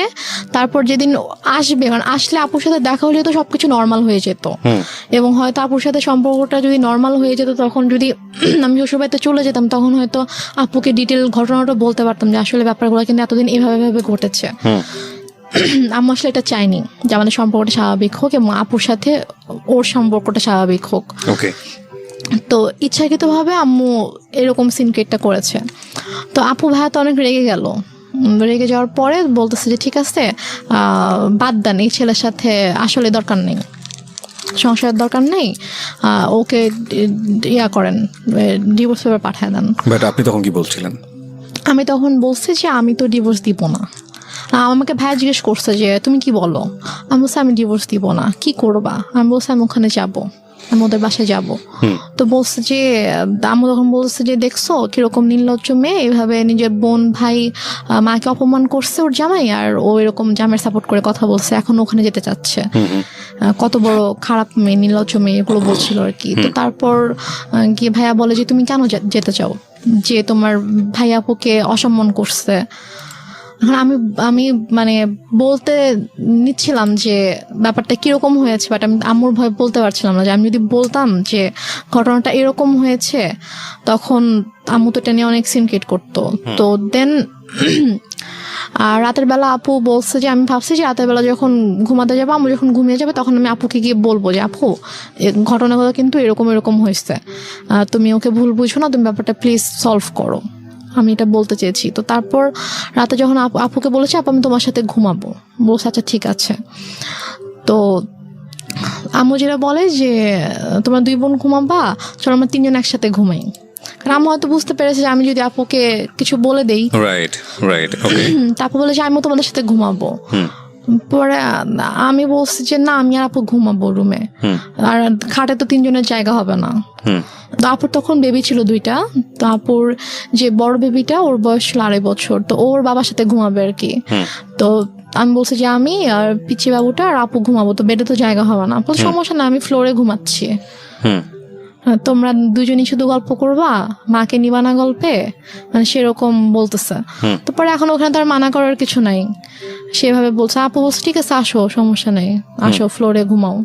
তো সে ফ্লোরে বেড করছে, আমি আপুকে বলতে পারলাম না, যে যেটা বলতে চেয়েছি বলতে পারলাম না। তো তারপর আমি অনেকবার চেষ্টা করেছি, আপু যে কয়দিন দেশে ছিল, আপু আমাদের বাসায় 2 দিন ছিল, তো ওই 2 দিনেও পারিনি। তারপর আপু যাওয়ার আগে যখন আমি ঢাকা এসেছিলাম আম্মুর সাথে আপু শ্বশুর বাড়িতে, তখন আমি বলার চেষ্টা করেছি, আমি সুযোগ পাইনি, মানে আম্মু আমাকে সুযোগটা দেয়নি, আমি আপুর সাথে একা কোনোভাবে কথা বলবো ওই সুযোগটা দেয়নি। ঢাকায়ও যখন আমরা ঘুমিয়েছে, আম্মু আমাকে নিয়ে ঘুমিয়েছে একটা রুমে। আর আপুর সাথে যখন দিনের মধ্যে স্বাভাবিকভাবে ওরা অনেক বিজি ছিল, তারপর আমি ট্রাই করেছি, সুযোগও পেয়েছি অনেক, বাট আম্মু কোনো না কোনোভাবে আমাকে কথা বলতে দেয়নি আর কি। তো আমি যাই হোক আমি কথা বলতে পারিনি। তো আপু চলে গেল। আপু চলে যাওয়ার পরে এটা হচ্ছে 2012 সালে আপু সেপ্টেম্বরের দিকে চলে গেল। তো যাওয়ার পরে ওর সাথে ওই আগস্ট থেকে কিন্তু আমার আবার কোনো যোগাযোগ নেই। তো হঠাৎ করে 2013 সালের এপ্রিলে হঠাৎ করে আমার কাছে ফোন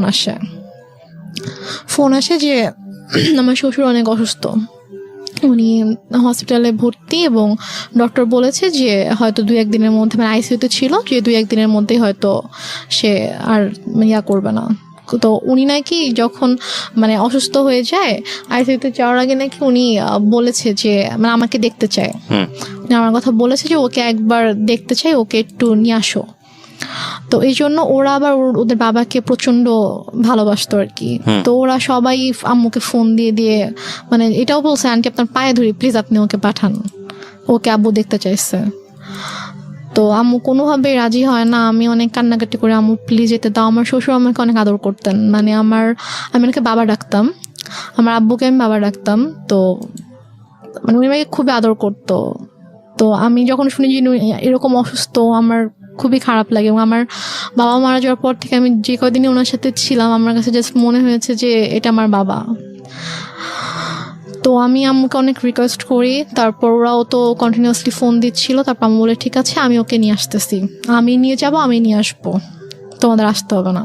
তো আম্মু আমাকে নিয়ে ঢাকায় আসার পরে তো হসপিটালে ছিল, আম্মু 2 দিন ছিল, 2 দিন রেডি করে দেন আমার পেপারস নিয়ে আসে যে তুমি এখানে সাইন করে দাও। তো আমি বলছি কিসের পেপারস? তো বলেছে যে এটা ডিভোর্স পেপার। তো আমি বলেছি যে আমি সাইন করব না, তোমাকে সাইন করতে হবে। আমি বলছি না আম্মু আমি করবো না সাইন। তো তারপর আম্মু আমাকে ফোর্স করে, আম্মুর সাথে একটু তর্কাতর্কি হয়, আম্মু আমাকে মানে একটু মারধরও করে।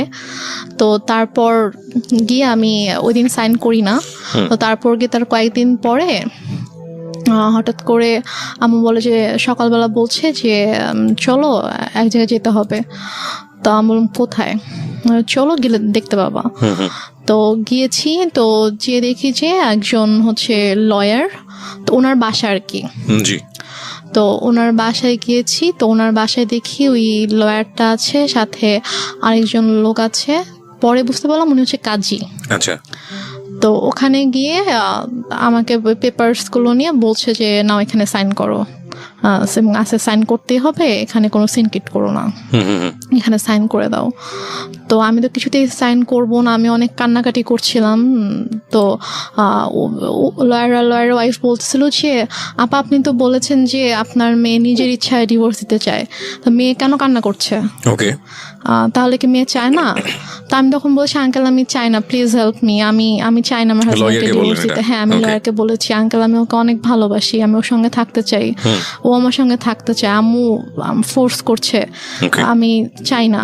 তখন লয়ার বলে যে আপা আমি তো এটা করতে পারবো না, আপনি করেন, আপনি হচ্ছে আমি ওর হাজবেন্ডকে ডাকাবো, ওদেরকে সামনাসামনি কথা বলবো, বলে যদি দেখি যে না ওদের মধ্যে সমস্যা, ওরা সাথে থাকতে চায় না, তখন গিয়ে আমি এটা করবো।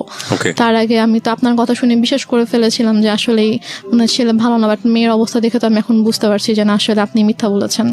তো সে বলে যে আমি আপনাকে টাকা দিচ্ছি, আপনি আমার কাজ করবেন। সে বলে আপা আমি এটা করতে পারবো না। তো এটা নিয়ে আম্মু ওনার সাথে অনেক তর্কাতর্কি করার পর এক পর্যায়ে উনি বলে যে দেখেন আমার মেয়ে ছোট ছিল, ও কিছু বুঝতেছে না, ওকে কিভাবে বুঝাইছে ছেলেটা এরকম ভালো না, আপনি প্লিজ করেন, এটা করেন। আর আপনি ইমোশনাল কেন হচ্ছেন? এটা আপনার কাজ, আমি আপনাকে টাকা দিয়েছি কাজটা করার জন্য, সো আপনি কাজটা করেন। তো এখন লয়ার বলো ঠিক আছে। তো তারপর আমাকে অনেক বুঝাইলো যে দেখো যেহেতু এখন যাচ্ছে না, এখন কি করবা? তো লয়ারের ওয়াইফ এসে আমাকে বলতেছে যে এখন মার কথা শুনতে হয়, মা যেহেতু বলছে, মা তো তোমার ভালোর জন্যই কিছু বলতেছে, মা তো তোমার খারাপ চাইবে না, তুমি হয়তো বুঝতে পারছো না, তুমি ছোট মানুষ, বাট তোমার আম্মু তো বুঝবে, সো থাক এরকম করো না, তুমি করো, সাইন করে দাও। তো দেন আমি সাইন করি, লয়ারের কিছু পেপারস ছিল, তারপর ওই কাজে যিনি এসেছিলেন তিনি ওনার কাছে কিছু পেপার ছিল, ওই কাজটা ছিল হচ্ছে যে মানে আমাকে বিয়ে পড়িয়েছিল ওই কাজটা ছিল। তো দেন উনি আমাকে বলতেছিল যে উনি আম্মুকে বলছিল যে আমি তো বিয়ে পড়িয়েছিলাম, হ্যাঁ, তো এর মাঝে এমন মানে কি সমস্যা হয়ে গেল, আবার আমি কিছু বুঝতে পারছি না, আবার এখন ও ওইভাবে কান্না করছে, মানে আমি তো আসলে কিছুই বুঝতে পারছি না। তা আম্মু ওনাকে একটা ধমক দিয়ে বলছে, আপনাকে তাতে কিছু বুঝতে হবে না, আপনাকে আমি পে করে আনছি, আপনার যেটা কাজ আপনি কাজ শেষ করে এখান থেকে চলে যান, এটা আমার পার্সোনাল ম্যাটার। তো তারপর যাই হোক ওখানে আমি এক পর্যায়ে আমি সিগনেচার করে দিই, করে আমি আমরা বাসায় চলে আসি। তো বাসায় চলে আসার পরে আম্মু ওকে পেপারসগুলো তো অফিসিয়ালি পাঠিয়ে দেওয়া হয় শাহেদের কাছে। তো শাহেদ যখন পেপারস পায়, হাতে পায়, তখন শাহেদ আম্মুকে ফোন করে যে আম্মু এসব কি, এটা কেন? মিনিংটা হচ্ছে finally you sign the papers? হ্যাঁ, আমি পেপারে সাইন করি। ওকে। তো তারপর শাহেদ যখন আমাকে ফোন করে যে আম্মু পেপার শেষে, আমি তো ওকে ডিভোর্স দিতে চাই না, আমি তো সাইন করবো না। তো বলেছে যে না, তোমাকে তো তুমি সাইন করো, তোমাকে সাইন করতে হবে, তো তোমাকে ডিভোর্স দিয়ে দিয়েছে। বলছে আমি ওর সাথে কথা বলতে চাই, ও আমাকে ডিভোর্স দিতে পারে না, আমি জানি ও আমাকে ডিভোর্স কখনোই দিবে না। তো বলে যে ওর সাথে কথা বলা যাবে না, আর আসলে ব্যাপারটা কি, তোমাকে এখন কিভাবে বলবো নিজের মেয়ের কথা, এখন ওর তো অন্য একটা ছেলের সাথে রিলেশন আছে। এটা আপনার মা বলে? হ্যাঁ, আমার মা ওকে বলে রিলেশন আছে এবং তাকে বিয়ে করতে চায়। এটা কি আপনি সামনে থেকে শুনেছেন নাকি? হ্যাঁ, আমার সামনেই কথা বলতেছিল, বলছে যে ও তো বিয়ে করতে চায়। আমি জাস্ট মানে অবাক হয়ে মার দিকে তাকিয়েছিলাম, বাট আমি কিছু বলতে পারছিলাম না, আমার চোখ দিয়ে পানি পড়ছিল যে মানে কিভাবে পারছে। এখানে আমার একটা প্রশ্ন আছে, সেটা হচ্ছে যে আপনি এতটাই যদি নমনীয় বা সফট হবেন, তাহলে আপনি কিভাবে সাহস করেন যে আপনি রেডিওতে এসে এই গল্পটা আজকে লাখ লাখ মানুষকে বলবেন? মানে আপনি তখন কেন প্রতিবাদ করেননি?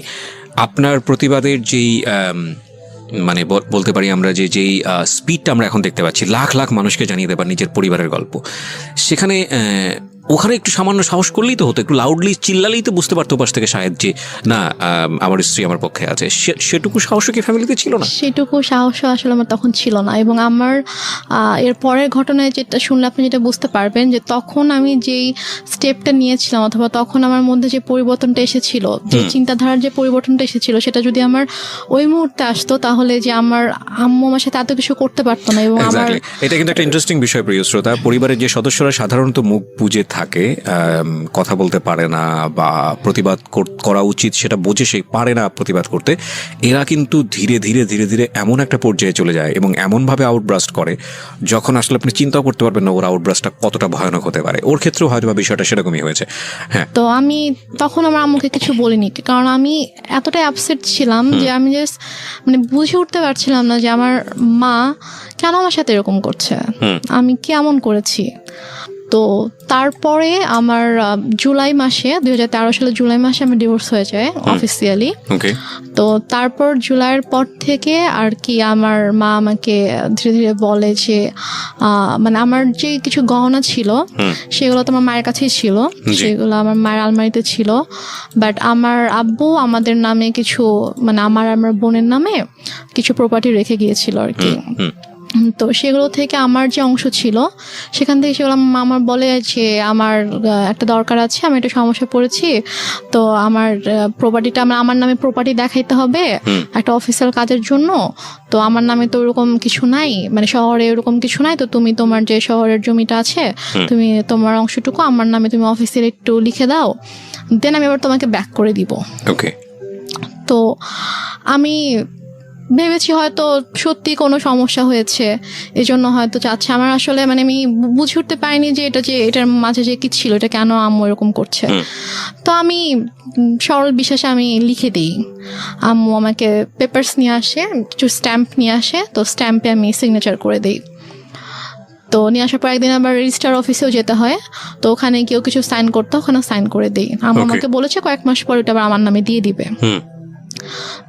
এটা হচ্ছে 2013 সালের সেপ্টেম্বরের মিডলের দিকে ঘটনা। তো আমার শহরে যে জায়গাটা ছিল ওটা অলমোস্ট 20 লাখের মতো ছিল, ওইটার প্রাইস ছিল। তো তারপর আমুটা নিয়ে নেয়, আমার জুয়েলারি তো আম্মুর কাছেই ছিল। তো তো তারপর হঠাৎ করে একদিন আমার হাতে একটা রিং ছিল, যেটা আমার বিয়ের রিং ছিল। তো আমাকে একদিন হঠাৎ করে বলছে যে তুমি তোমার তো ডিভোর্স হয়ে গেছে, তুমি কেন এই রিং এখনো পরে আছো? তা আমি বলছি এটা আমি সবসময় পরে থাকবো, এটা আমার কাছে থাকবে। বলছে এটা আমাকে দাও। আম্মু প্রায় মানে ঝাঁপিয়ে পড়ে আমার হাত থেকে জোর করে রিংটা নিয়ে যায়। এবং আমার শ্বশুর বাড়ি থেকে আমাকে যে গহনাগুলো দেওয়া হয়েছিল সেগুলো আমার মায়ের কাছেই ছিল। তো তারপর নিয়ে যায়। তারপর হচ্ছে আমার কাছ থেকে আমার যে জমি ছিল শহরে যেটা ছিল ওটাও নিয়ে যায়। তারপর আমার দাদুর বাড়িতে আমাদের নামে যেটা ছিল, মানে আমার নামে আলাদা করে যেটা ছিল, সেটাও আম্মু হঠাৎ করে একদিন বলে যে আমার কিছু টাকা দরকার, তো ওইটা তোমার চাচার কাছে সেল করে দিব, তোমার চাচার সাথে কথা হয়েছে, উনি আমাকে ক্যাশ দিবে, তো ওনাকে তোমার ওই জমিটা ওনার নামে লিখে দিতে হবে। লিখে দিলে উনি আমাকে ক্যাশ দিবে, আমার কিছু ক্যাশ দরকার। তা আমি সেটাও মানা করি না, আচ্ছা ঠিক আছে। আমি গিয়ে ওখানে আমার দাদুর বাড়ি ওখানকার রেজিস্টার অফিসে গিয়ে ওখানে সাইন করে দিই, আমার চাচা তাকে ক্যাশ দেয়, তারপর চলে আসি। তো বলা যায় তখন থেকে আমার কাছে কিছুই নেই, লাইক আমার নামে কোনো জায়গা জমি টাকা পয়সা কোনো গহনা কিছুই নেই আমার কাছে। আমি একদমই মানে নিঃস্ব হয়ে গেছি বলা চলে। আর আমি পড়াশোনাও করতাম না, কারণ আমি পড়াশোনা করার মতো মানসিক অবস্থায় ছিলাম না। আর আপুর কাছ থেকে আম্মু পার মান্থ অনেক বড় একটা অ্যামাউন্ট নিত আমার স্টাডি পারপাস, যে ওর জন্য 3টা টিচার রাখা হয়েছে। এটা আপনার বড় বোনের কাছ থেকে নিত? হ্যাঁ, বড় বোনের কাছ থেকে নিত। আপু তো এমনিতেই আমার জন্য টাকা পাঠাতো, বাট এক্সট্রা করে নিত যে 3টা টিচার রাখা হয়েছে, তো ওদেরকে অনেক বড় অ্যামাউন্ট পে করতে হয়, তো ওর জন্য এটা পাঠাবা। তো আপু সেটাও পাঠাইতো, বাট আমার কিন্তু কোনো টিচার ছিল না, আমি তো পড়তাম না। আচ্ছা। তো তারপরে গিয়ে যেটা হয়, আমার থেকে যখন আম্মু সবকিছু নিয়ে নেয়, তো তারপর কিছুদিন পর থেকে আম্মু মানে একটু অন্যরকম কথাবার্তা শুরু করে আর কি। টেল মি ফ্র্যাঙ্কলি, যেটা আপনার সঙ্গে হয়েছে, মানে কি বলেছে অন্যরকম বলতে আমি বুঝবো না, ঘটনা জানতে চাই। What happen? ঘটনা হচ্ছে আম্মু হঠাৎ করে একদিন আমাকে অনেক বাজে একটা প্রপোজাল দেয়। কি বলে?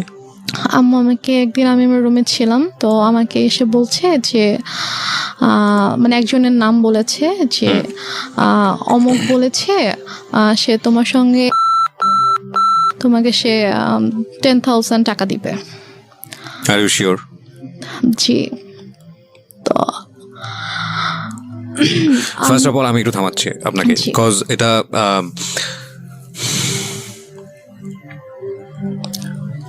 এই লাইনগুলো আমি রেডিওতে প্রচার করিনি, আমি এখানে অনেক কিছু মিউট করে দিয়েছি, বিকজ আমি জানি আমার শ্রোতারা যেটা বোঝার দরকার বুঝে নিয়েছে এবং আমিও বুঝে নিয়েছি। কিন্তু আমার এখানে অনেক বড় কথা আছে এই কারণেই যে মা তো মাই। আমি বললাম তো আপনাকে, শেষ পর্যন্ত সে যাই করুক না কেন সে আমাদের কাছে সম্মানেরই থাকবে, কিন্তু এটা আপনার জীবনে ঘটেছে, সে কারণেই এটা জীবন গল্প। আমি আপনাকে আবারও সতর্ক করছি রেনুমা, জি, এই গল্পটা রেডিওতে এখন মানুষ শুনছে এবং আমাদের ইউটিউবে সারাটা জীবন এটা থেকে যাবে। হ্যাঁ, সো ইফ ইউ হ্যাভ, মানে আপনার এখনও চান্স আছে, আপনি যদি মনে করেন যে না আপনি যেটা বলেছেন সেটা আপনি উইথড্র করবেন, ইউ ক্যান উইথড্র দিস। হ্যাঁ, আমি দরকার হলে এই লাইন সবগুলো বাদ দিয়ে দিব, রেডিওতে প্রচার করবো না। হ্যাঁ, যেভাবে এটা হয়েছে বা যা হয়েছে, যদি আপনি মিথ্যা বলে থাকেন, কারণ মা কিন্তু মাই। এবং একটা বড় জিনিস কি আমি বলি, সৃষ্টিকর্তা পৃথিবীতে আমাদেরকে সর্বশ্রেষ্ঠ যে উপহারটা দিয়েছেন সেটা হচ্ছে মা। হ্যাঁ, এবং পৃথিবীর একটা কথা আছে না, খুনি যদি সন্তান যদি খুন করে পৃথিবীর কোথাও জায়গা নেই, কিন্তু মায়ের আঁচলের নিচে এসে জায়গা পায়। এমন একটা, আমি বলছি না যে খুন করে মায়ের আঁচলের নিচে জায়গা পায় মানে হচ্ছে মা খুব ভালো বা এরকম কোনো কিছু না, মানে আমি বলতে চাচ্ছি যে এত কোথাও যদি জায়গা না থাকে তাহলে এরকম একটা জায়গা আছে। এবং মায়ের ব্যাপারে আমাদের ধর্ম, ইসলাম ধর্ম যেটা বলে, সর্বোচ্চ রকম সহনশীল হতে বলেছে। এবং বাবা মায়ের সেবা দানের জায়গাটাতে এমন বলা হয়েছে যে যখন তারা বৃদ্ধ হয় তখন তাদেরকে এমনভাবে লালন পালন করো যেভাবে তোমাদেরকে ছোটবেলায় লালন পালন করা হয়েছে, এবং শব্দটি পর্যন্ত উচ্চারণ করো না, এইরকম প্রায়োরিটি দেওয়া হয়েছে। তো এবং আরও আপনি যদি নিজে খোঁজ করেন আপনি নিজেই দেখতে পারবেন। আমি একজন ধর্মীয় বেত্তা নই, আমি যতটুকু জানি ততটুকু আপনার সঙ্গে শেয়ার করলাম। তো এটা তো ধর্মীয় দিক, আপনি ধর্মীয় দিকের বাইরেও যদি আসেন, সামাজিকভাবেও যদি আসেন, পারিবারিকভাবেও আসেন, একটা মা সমাজের জন্য, পরিবারের জন্য কত বড় ভূমিকা রাখে এটা বলার অপেক্ষা রাখে না, সেটা সারা দুনিয়াব্যাপী সমান।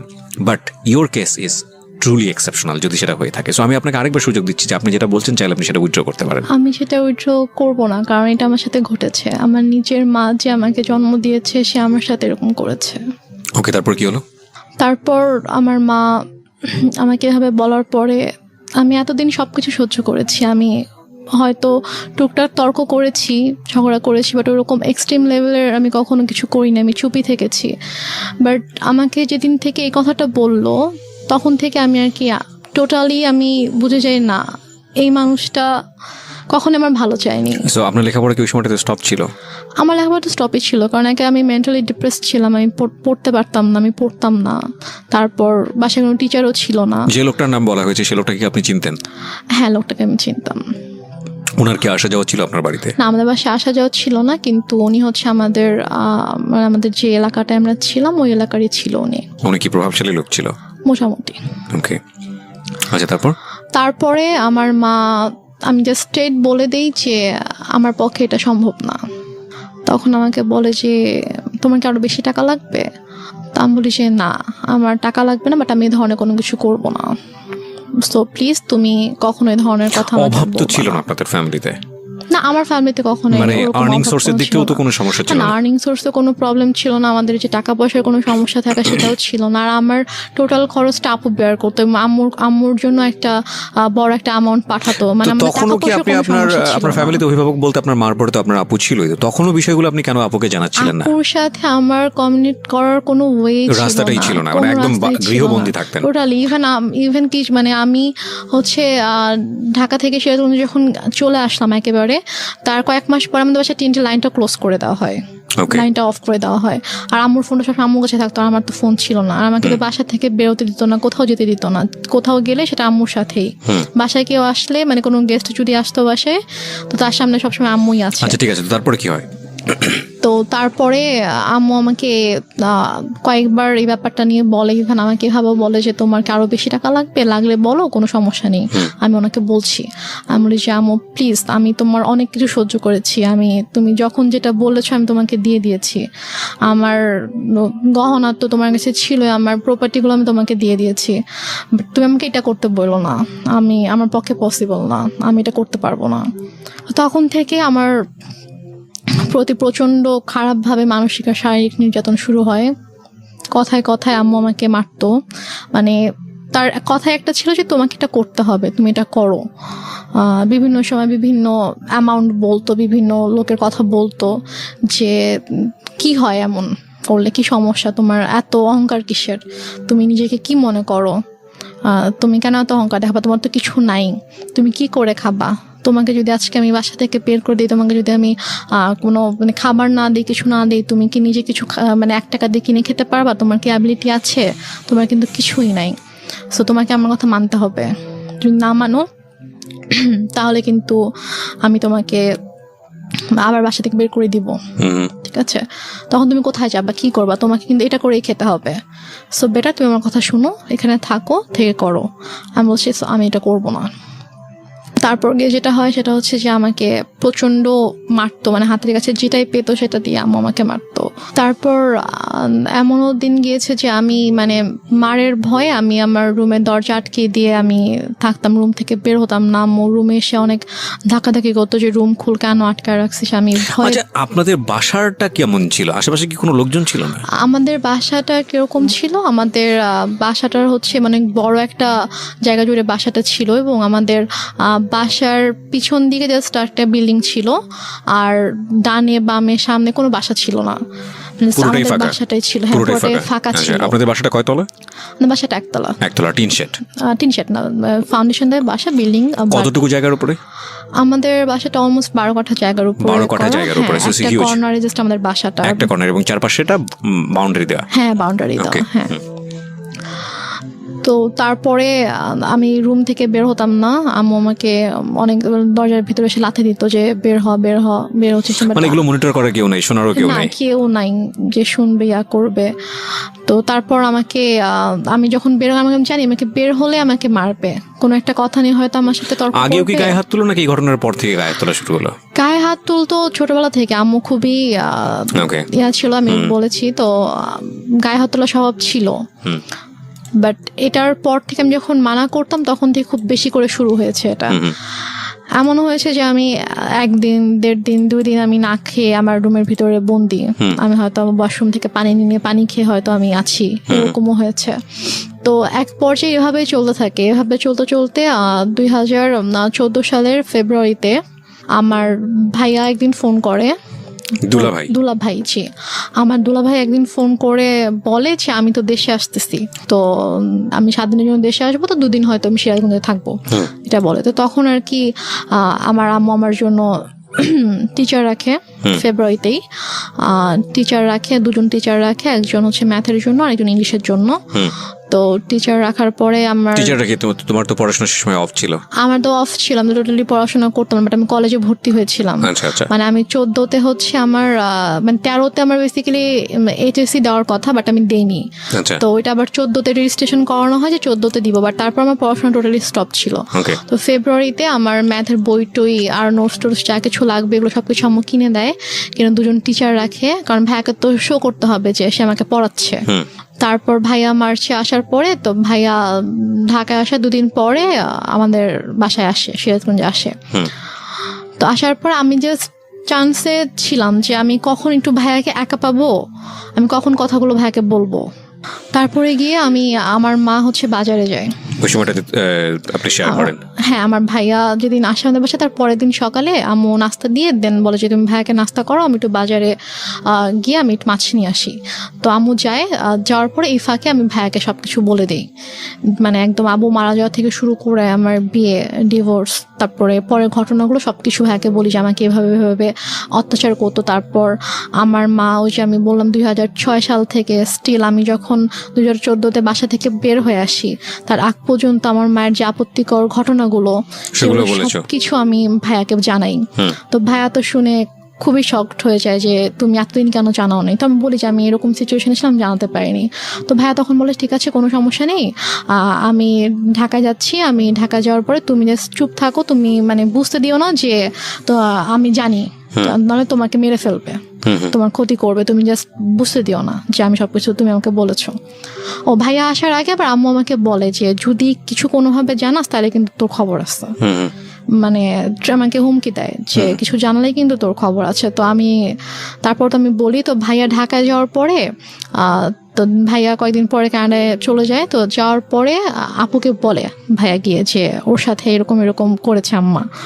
তো আপু টয়লেট করতে পারে না, আপু আম্মুকে ফোন দিয়ে ফেলে, ফোন দিয়ে বলে যে তুমি কেন আমার বোনের সাথে এগুলো করেছো, তোমার কিসের অভাব ছিল, তোমার টাকা লাগবে তুমি বলতা, আরো টাকা লাগবে বলতাম, তোমাকে টাকা দিতাম, তো তুমি কেন আমার বোনকে ধরনের কথা বলেছো কেন? And finally the situation outbursting, going to be outburstered. আমি আসলে ছোট্ট একটা বিরতির পর ফিরে এসে আপনাদেরকে দেখাবো বা শোনাবো ইনফ্যাক্ট যে এই মেয়েটি এখন কোথায় দাঁড়িয়ে আছে বা কি হচ্ছে ওর লাইফে। আমরা এখানে একটা বিরতি নিতে চাই প্রিয় শ্রোতা। আপনারা শুনছেন মিস্টার ম্যাঙ্গো ক্যান্ডি প্রেজেন্স জীবন গল্প। আজকের এই গল্পটি বিশ্বাস না করাটাই ভালো। আমিও বিশ্বাস করতে পারছি না আমার জায়গাটা থেকে, এবং সবকিছু বিশ্বাস করতে হবে এমন কোনো কথাও নেই, কারণ কিছু কিছু বিশ্বাস সামনে আসলে এমন অবস্থা তৈরি করে দেয় যেটা আসলে নিজেকে অস্বস্তির মধ্যে ফেলে দেয়। কি বলবো বলুন, পৃথিবীতে এখন সবকিছুই সম্ভব। এবং এই যে আপনারা যারা ফেসবুকে আছেন, এখন তার ফেসবুকে নাই এমন লোক খুঁজে পাওয়া খুব মুশকিল। কিছুদিন আগে এরকম একটা ভিডিও দেখলাম, কলকাতার ভারতের একটা ভিডিও, যে ছেলে বাবাকে পেটাচ্ছে, এবং সেটার পেছনে আপনি দেখেছেন কিনা জানি না, আপনি তো ফেসবুকে আছেন। সেটা হচ্ছে যে বাবাকে বাবা বোধহয় তার ওয়াইফকে, মানে তার মা একটু মিষ্টি খাইয়ে দিয়েছিল, এবং মা হচ্ছে সুগারের পেশেন্ট বা কোনো একটা কিছু, এবং সেটার জন্য সে পেটাচ্ছে তাকে। ওই ভিডিওটা ভাইরাল হওয়ার পর তাকে পুলিশ অ্যারেস্ট করে। এবং ইন্টারেস্টিং ফ্যাক্ট হচ্ছে হলো সেই বাবাই কোর্টে গিয়ে বলেছে যে আমার ছেলে একটা, তাকে যদি না ছেড়ে দেওয়া হয় আমি সুইসাইড করব, এবং কোর্ট বাধ্য হয়ে তাকে ছেড়ে দিয়েছে। সো এই টোটাল আমি আসলে পুরো ব্যাপারটা নিয়ে কথা বলতে চাচ্ছিলাম। আমি বলছিলাম দেখেন, ওই একটা ছেলে যাকে এত কষ্ট করে মানুষ থাকে। তো এক পর্যায়ে একদিন সকালবেলা যেটা হয়, আমি ঘুম থেকে উঠে বাইরে গিয়েছি সকাল 9টার দিকে।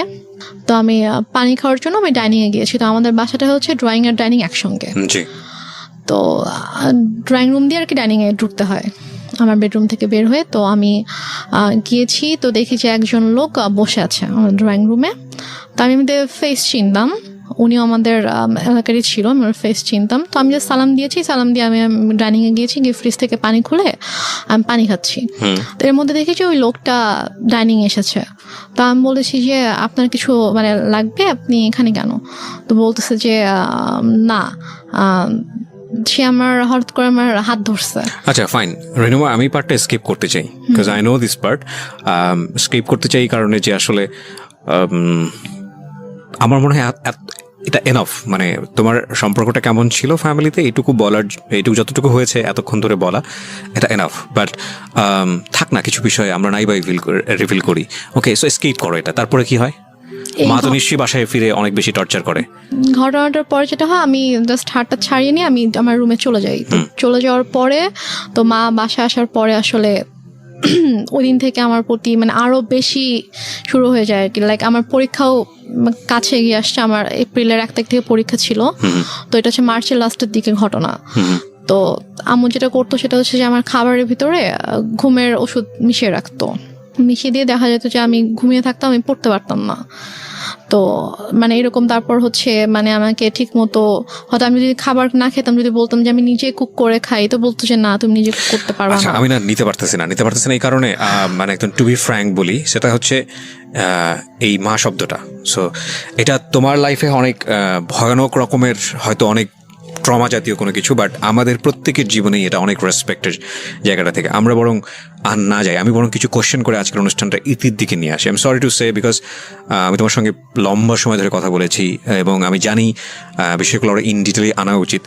হয়তো অনেক শ্রোতাই আমার এই হঠাৎ করে থামিয়ে দেওয়ার বিষয়টা নিয়ে এসে অনেক বেশি মনক্ষুণ্ণ হবেন, কিন্তু আপনারা যতটুকু বুঝে নেবেন। আমার মনে হয় যে এটা আসলে আর বেশি ইন ডিটেলে যাওয়ার দরকার নেই, বরং আমরা ওর সাহসের দিকগুলো আপনাদেরকে একটু দেখাই। সেটা হচ্ছে যে এক পর্যায়ে গিয়ে ফাইনালি তো আপনি সিদ্ধান্ত নিলেন যে না, আপনি আর এই বাসায় থাকবেন না। সেটা কত সালে? সেটা আমার ভাইয়া যখন আমাকে চলে যায়, তখন আমাকে বলে যায় যে তুমি জাস্ট পরীক্ষাটা শেষ করো, আমি এর মধ্যে সব ব্যবস্থা করব, তুমি পরীক্ষাটা শেষ করেই তুমি বের হয়ে যাবা। তোমাকে পরীক্ষাটাও দেওয়াতাম না এখান থেকে, তোমাকে এখনই নিয়ে যেতে পারতাম, কিন্তু তোমার অলরেডি পড়াশোনা 2 বছর গ্যাপ হয়েছে। তুমি যদি এখন আবার পরীক্ষাটা না দাও, তোমার দেখা যাবে আরো 2 বছর তোমার গ্যাপ যাবে। তো আমি চাই না যে তোমার লাইফ থেকে অনেক কিছু নষ্ট হয়েছে, তো আমি চাই না 2 বছর তুমি নষ্ট করো। তো কোনোভাবে তুমি কষ্ট করে এখানে থাকো, দেন পরীক্ষার পরে তোমাকে আমি ঢাকায় পাঠিয়ে দিই। পরীক্ষার পরে কি হলো? তো আমার পরীক্ষা শেষ হলে একদিন হঠাৎ করে আম্মুর সাথে আপুর অনেক ঝগড়া হয়। তো দেন আম্মু বলে যে আমি করব, আমি বাসা থেকে বের হয়ে যাব। আম্মু বলে, তো বল ঠিক আছে তুমি চলে যাও। তো মানে আমাদের প্ল্যানিং ছিল যে আমার পরীক্ষাটা যেদিন শেষ হবে তার পরের দিনে আমি হয়তো আম্মুকে এটা বলবো যে আমি ফুপির বাসায় বেড়াতে যাব, তো ওখান থেকে দেন ঢাকায় চলে আসবো। কারণ আমাকে তো নর্মালি তো বের হতে দিত না কোথাও। তো আম্মু হচ্ছে ফুপির বাসায় যেতে দিবে না, এটা নিয়ে আপুর সাথে আম্মুর ঝগড়া হয়েছিল। তো পর আম্মু বলেছে ঠিক আছে, তোমরা যেহেতু নিজেদের মতো করতে চাও, ঠিক আছে, আমি আর তোমাদের সঙ্গে থাকবো না, আমি চলে যাচ্ছি। তো আমরা ঠিক আছে চলে যাও। তো আম্মু সিরিয়াসলি রাতে 9টার সময় আম্মু রেডি হয়ে গেছে। রেডি হয়ে আপুকে বলতেছে, আমি ফোনে রেখেই কথা বলতে বলতে রেডি হয়ে বলতেছে যে ঠিক আছে আমি বাসা থেকে চলে যাচ্ছি, আর দেখো তোমার বোনকে আমি কি করি। জাস্ট এটা বলে সে ইভেন তার ফোনটাও সে মানে আমার কাছে রেখে সে চলে যায়। সে ফোনটাও নিয়ে যায় না বাসা থেকে, ফোন মানে কিছুই নিয়ে যায় না, সে জাস্ট কাপড়টা পরে চলে যায় বাসা থেকে রাত 9টার সময়। তো তারপরে আমার আপু যেটা বললো যে তুমি জাস্ট রুম সবকিছু লক করে তুমি হ্যাঁ কিনা কেয়ারটেকারকে বলো, কারণ কেয়ারটেকারকে বলো যে বাসার সামনে দাঁড়িয়ে থাকতাম, বাসার কেয়ারটেকার ছিল, তো ওকে বলো যে সারা যেন বাসার সামনেই থাকে, কারণ আম্মু হয়তো তোমার কোনো ক্ষতি করতে পারে, আমি ঠিক বিশ্বাস করে উঠতে পারছি না। তো তুমি জাস্ট কোনো রকম সবকিছু লক করে দিয়ে থাকো, তুমি সকাল হওয়ার সাথে সাথে ফুপির বাসায় চলে যাবা। আমার ফুপির বাসা ছিল হচ্ছে আমাদের বাসা থেকে 1.5 ঘন্টার দূরে, গাড়িতে 1.5 ঘন্টা লাগবে। তো আমি সারা রাত আমার বোনের সাথে ফোনে ছিল, আমার সাথে কথা বলেছে সারা রাত। তো আম্মু সারা রাত আর কোনো সমস্যা করেনি। তো আমি সকালবেলা ফজরের নামাজ পড়ে আমি আমার ফুপির বাসায় চলে যাই। রমজান মাস ছিল, তো আমি সেহরি করে ফজরের নামাজ পড়ে আমি 5:30টার দিকে বের হয়ে যাই বাসা থেকে। কেয়ারটেকারের কাছে চাবি, জাস্ট গেটের চাবিটা দিয়ে বাসার চাবিটা নিয়ে আমি চলে যাই। কেয়ারটেকার ছিল বাসাতে? কেয়ারটেকার বলতো যে উনি হচ্ছে যে আমাদের বাসার সামনে কিছু দোকান ছিল, তো সেগুলোর মেনটেন করতো, তারপর বাসার সব বিল টিল পে করতো, এগুলোর জন্য। তার মানে তো উনি ইনফর্ম ছিল বাসার ভিতরে কি হচ্ছে না হচ্ছে? উনি তো বাসায় থাকতো না, আর হচ্ছে উনি জাস্ট হচ্ছে দোকান মেনটেন করতো, আর ওনাকে যদি ফোন দিতাম তখন আর কি উনি আসতো, বাসার কোনো সমস্যা হলো। ঠিক আছে, ওকে। তারপর না, কিন্তু যেহেতু উনি বাসা পাহারা দিচ্ছে বাইরে এবং বাসার মালিক তো এক অর্থে আপনার বড় বোন, আপনি যেটা বলছিলেন যে প্রপার্টির মালিক হচ্ছে বড় বোন, তো যে যাচ্ছে মানে উনি তো খুব স্বাভাবিকভাবেই কিউরিয়াস হওয়ার কথা যে বাসার ভিতরে কি হচ্ছে মা আর মেয়ে মিলে। ওনার সামনে কখনো আসলে ওইভাবে কোনো সিনক্রেট করে আমি হয়তো আপনাকে বলেছি যে আমার মা আমাদের সাথে একরকম আর বাইরের মানুষের সামনে টোটালি অন্যরকম ছিল। যেমন আমার যখন পরীক্ষা চলছিল তখন আমার মা প্রতিদিন আমাকে নিয়ে যেত নিয়ে আসতো। সে কিন্তু এই জন্য আমাকে নিয়ে যেত নিয়ে আসতো যাতে আমি কারোর সাথে কথা না বলতে পারি। এখানে একটা বিষয় প্রিয় শ্রোতা, আমি ওর যে গল্পটা, সেই গল্পে আমি অনেক সন্দেহ তৈরি করার জন্য অনেক বেশি কোশ্চেন করেছি, অনেক বেশি ইন্টারাপ্ট করেছি, বাট সরি টু সে আমি যে অ্যান্সারগুলো পেয়েছি সেখানে আসলে সন্দেহটা সেভাবে দানা বাঁধেনি। এবং তার মানে এটা না যে ওনার মা যেটা করেছে, উনি যেটা বলেছে সেটা 100% সত্য, আপনাকে ধরে নিতে হবে, আমি সেটা আপনাকে বলছিও না। বাট কোশ্চেন করাটা আমার জায়গা থেকে দায়িত্ব ছিল, আমি সেটা করেছি। কি করবেন না করবেন সেটা একান্তই আপনার বিষয়, বলেন। তারপর তো সবার ধারণা ছিল যে বা মা মেয়েকে অনেক ভালোবাসে, এত কেয়ার করে যে পরীক্ষার হলের বাইরে বসে থাকে, আবার মেয়েকে নিয়ে যায় 3 ঘন্টা বসে থেকে আবার নিয়ে আসে। আউটলুকিংটা ডিফারেন্ট ছিল, হ্যাঁ না, কিন্তু আমি ওই জায়গাটায় আসতে চাই যে বাসা থেকে বের হয়ে তারপর আমি বাসা থেকে চলে আসি। আমি বাসা থেকে ভোরবেলা আমার ফুপির কাছে চলে আসি। তো আমি জাস্ট আমার কয়েকটা কাপড় নিয়ে আমি বাসা থেকে চলে আসি। তো চলে আসার পরে আমার ফুপির বাসায় আমি প্রায় 1 মাসের মতো ছিলাম। ফুপি জানতো? হ্যাঁ, আমি গিয়ে সবকিছু বলি। আমি যাওয়ার পরে ফুপি জেনেছে, ফুপি চাচু মানে যার যার জানা সবাই আমি স্প্রেড আউট হয়েছে। আমি বলেছি সবাইকে। তো সবাই তো শুনে খুব অবাক যে তুমি কেন আমাদেরকে এতদিন বলো না, তোমাকে অনেক আগে আমরা ওখান থেকে নিয়ে আসতাম। তাহলে আমার বলার তো কোনো ওয়ে ছিল না। তো তারপর আম্মু 2 দিন পরে বাসায় ব্যাক করে। তো ব্যাক করে দেখতে পাই আমি নাই। সে হয়তো মানে বুঝে উঠতে পারেনি যে আমি বাসায় থাকবো না, সে এসে দেখবে আমি হয়তো বাসায় আছি।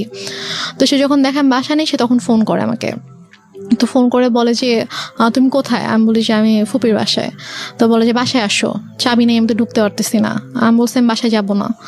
তো বলে যে না, বাসায় তো আসতে, বাসায় কেন আসবো? আচ্ছা, আমি এই ডিলেমাগুলো একটু শর্ট করি। হ্যাঁ, সেটা হচ্ছে যে বাসায় আপনি জানেন, এরপর কি করেছেন আপনি স্টেপ বাই স্টেপ? বাসায় যাইনি। তো তারপর আমি যখন ঢাকায় চলে আসবো, আমার ইউনিভার্সিটিতে অ্যাডমিশন নিতে হবে। তো আমার তো ওখানে আমার এসএসসির যে পেপারস, তারপর হচ্ছে কিছু সার্টিফিকেটস, এগুলো তো আমার লাগবে। তো এগুলো তো সবকিছু বাসায় আমি রেখে এসেছি, আমি তো কিছুই নিয়ে আসিনি বাসা থেকে। তো আমি যখন যেতে চাই, তো আমার ফুপি আম্মুর সাথে কথা বলে যে ওর তো কিছু পেপারস লাগবে, তো বাসায় যাবে, গিয়ে ওর যা যা লাগবে নিয়েও চলে আসবে। পরে বলে যে না, ও তো বাসায় ঢুকতে পারবে না, ওকে বাসায় আসতে দিব না। তো এক পর্যায়ে এবং আম্মু নানা সময় নানাভাবে আর কি আমাকে ফোন দিয়ে, ফুপিকে ফোন দিয়ে, চাচুকে ফোন দিয়ে সবাইকে থ্রেট করতো যে আপনার আমার মেয়েকে নিয়ে আমার সম্পর্কে ব্রেন ওয়াশ দিচ্ছেন, এই জন্য ওরকম করতেছে, আমি আপনাদের নামে কেস করবো যে আমার বাচ্চাকে কিডন্যাপ করে রাখছেন আপনারা। তো এগুলো নিয়ে আসলে আমার ফ্যামিলি সবাই খুব ভয়ে ছিল, যে কারণ তারা এটা বলতো যে ও যে কোনো কিছুই করতে পারে, যে তার নিজের মেয়ের সাথে এরকম করতে পারে, সে আমাদের ক্ষতি করতে তার বাঁধবে না। তো সবাই মিলে আমার আপুর সাথে ডিসকাস করে দেন ডিসিশন হলো যে আমি মানে তার নামে একটা জিডি করব। আচ্ছা, তার নামে একটা জিডি করে রাখবো যে সে আমার সাথে এরকম বিহেভ করেছে এবং সে ইন ফিউচারে আমার এবং আমার ফ্যামিলির ক্ষতি করতে পারে। তো এরকম একটা কিছু জানিয়ে জিডি করব। তো তারপর ফুপির বাসা থেকে আমি আমার ফুপা, আমার বড় ভাই, আমার একটা চাচা সহ আমি আমাদের শহরে আসি। পুলিশ জিডি নিয়েছে? জি, পুলিশ মার এগেইনস্টে মেয়ে জিডি করছে। জি, নিয়েছে। তো ওখানকার গিয়ে যখন আমি ফার্স্টে বলি, তো ওখানকার অফিসাররা পরে বলে যে ঠিক আছে, আপনি ওসির সঙ্গে কথা বলেন। তো আমরা ওসির কাছে যাই। তো ওসির কাছে যাওয়ার পর ওনাকে যখন আমি ডিটেল সব ঘটনা খুলে বললাম, তখন উনি বলল যে এটা খুবই সেন্সিটিভ একটা ব্যাপার, তো ঠিক আছে আমি জিডি করে দিচ্ছি, সমস্যা নেই। তারপর আপনি বাসায় ঢুকতে পারলেন? তারপর আমি বাসায় গেলাম, জিডি করে আমি বাসায় গেলাম। তারপর ঢুকতে দিচ্ছিল না, তারপর ওসি ফোন করে দেওয়াতে তারপর কি ঢুকতে দিয়েছে আমাকে। তো জিডিতে কি কি বিষয় মেনশন ছিল? জিডিতে মেনশন ছিল হচ্ছে যে উনি বললো যে জিডিতে তো যেসব বিষয় ঘটেছে এগুলো তো আসলে ডিটেলে লেখাটা পসিবল না এত কিছু, তো তুমি এভাবে একটা লেখো যে তুমি নিজের ইচ্ছায় তোমার ফুপির কাছে ছিলে এতদিন, তারা তোমাকে কিডন্যাপ করেনি এবং তুমি এখন পড়াশোনার জন্য তুমি সিরাজগঞ্জ থেকে ঢাকায় শিফট করছো এবং এখানে তোমার বোন তোমাকে টেক কেয়ার করবে, তোমার বোনের দায়িত্বে তুমি যাচ্ছ এবং তোমার ফুপু চাচা কারো কোনো দোষ নেই, তারা তোমাকে কিডন্যাপ করে তুমি নিজের তার কাছে এসেছিলে। আচ্ছা, এবং ইন ফিউচারে যদি তোমার কোনো ক্ষতি হয়, তার জন্য তোমার মা দায়ী থাকবে। মা কেন দায়ী থাকবে? মানে সে আমার কোনো ক্ষতি করবে আর কি। জিডিতে এরকম টাচ দেয়া ছিল যে মা আমার সঙ্গে ধরনের আচরণ করছে? হ্যাঁ, আচরণ করে, সে আমাকে শারীরিকভাবে মানসিকভাবে অনেকভাবে নির্যাতন করেছে, গায়ে হাত তুলেছে, যৌন নির্যাতন করছে। জি, এগুলো ছিল, এগুলো জিডিতে ছিল? জি, এগুলো ছিল। ওকে। তো তারপর আমি বাসায় যাই, বাসায় গিয়ে কিছু সার্টিফিকেট, আমার প্রয়োজনীয় যা যা জিনিসপত্র ছিল আমি এগুলো নিয়ে দেন ফুপির বাসায় চলে আসি। তার কয়েকদিন পরে আমি ঢাকায় চলে আসি এবং ঢাকায় চলে আসার পরে আমার রেজাল্ট দেয়। তো আমি আসলে আমার রেজাল্টের দিন আমি বিশ্বাসই করতে পারছিলাম না, আমার খুব ভয় করছিল যে আমি হয়তো ফেল করব। ঢাকায় আসেন কত সালে? আমি ঢাকায় আসি 2014 সালের আগস্ট মাসে। 2014 সালের আগস্ট মাসে, এখন হচ্ছে 2018 সাল প্রায় শেষের দিকে, 2019 সাল পড়তে গিয়েছে। এই প্রায় 5 বছর জি। আপনি বাড়ি যাননি? আমি যাইনি বাড়িতে, মার সঙ্গে কোনো যোগাযোগ নেই? কোনো যোগাযোগ নাই। ফোনে একবার হাই হ্যালো হয়নি? ফোনে 2বার কথা হয়েছে। এই 5 বছরে মাত্র 2বার? হ্যাঁ, আমি ফোন দিয়েছিলাম, একবার আম্মু ফোন দিয়েছিল, আমার নাম্বার আমি চেঞ্জ করে ফেলেছিলাম ঢাকা আসার পর আমার নাম্বার, তো সামহাও পেয়ে যায়, তো পেয়ে আমাকে ফোন করে, দেন আমি কথা বলি না, আমি ফোন রেখে দিই, দেন আমি নিজে কল দিয়েছিলাম, কারণ মানে আমার না খারাপ লাগতো, মানে যত কিছুই করুক তারপরও দেখা যায় যে মানে কেউ যদি বাচ্চা যদি অসুস্থ হয় অথবা অনেক খারাপ কোনো সময় কাটায় অথবা অনেক খুশির কোনো সময় কাটায়, তখন কিন্তু স্বাভাবিকভাবে মা বাবা ভাই বোন আপনজনদের কথা মনে পড়ে। তো আমি যখন ঢাকায় আসার পরে যখন আমি সিক হতাম, তখন হোস্টেলে থাকতাম একা একা, তো আমি খুব লোনলি ফিল করতাম। এবং যখন খুব বেশি অসুস্থ হতাম তখন আমার খুব ইচ্ছা করতো যে অন্যদের মাকে দেখতাম, যে আমার মা কেন অন্যদের মতো না, অন্য মায়েরা তো এত ভালো, তার বাচ্চাদেরকে এত কেয়ার করে, বাচ্চাদেরকে আগলে রাখে, এবং একটা মায়ের কাছে তো বাচ্চা সবচেয়ে সেফ থাকা উচিত, যেটা আমি ছিলাম না। তো আমার সাথে কেন এরকম হতো? আমি নামাজ পড়ে আল্লাহর কাছে কান্না করতাম যে আল্লাহ আমার সাথেই কেন এরকম হলো, আমার মা কেন এরকম, অন্যদের মা তো এত ভালো। তো আমি এই যে একদম ইমোশনাল হয়ে আমি আমার মাকে ফোন দিয়েছিলাম, গত বছর অক্টোবর মাসে ফোন দিয়েছিলাম আম্মুকে। তো সে প্রথম 1 মিনিট আমার সাথে ভালো করে কথা বলেছে, ভালো করে বলতে চাই, জিজ্ঞেস করলাম যে কেমন আছো, ভালো আছি, তুমি কেমন আছো, আমি বলছি ভালো আছি। তো তারপরে বলতেছে যে তুমি কেন এভাবে আমাকে সবার সামনে খারাপ বানিয়ে তুমি বাসা থেকে চলে গিয়েছো। তা আমি বলেছি যে আমি কেন এসেছি তুমি জানো না, তুমি আমার সাথে যা করেছো তারপর আমি কিভাবে তোমার সঙ্গে থাকতাম। আমাকে বলছে তোমার সাথে আমি কি করেছি, তুমি আমার সাথে কি করেছো জানো না, বলেছে না আমি তোমার সাথে কিছুই করিনি।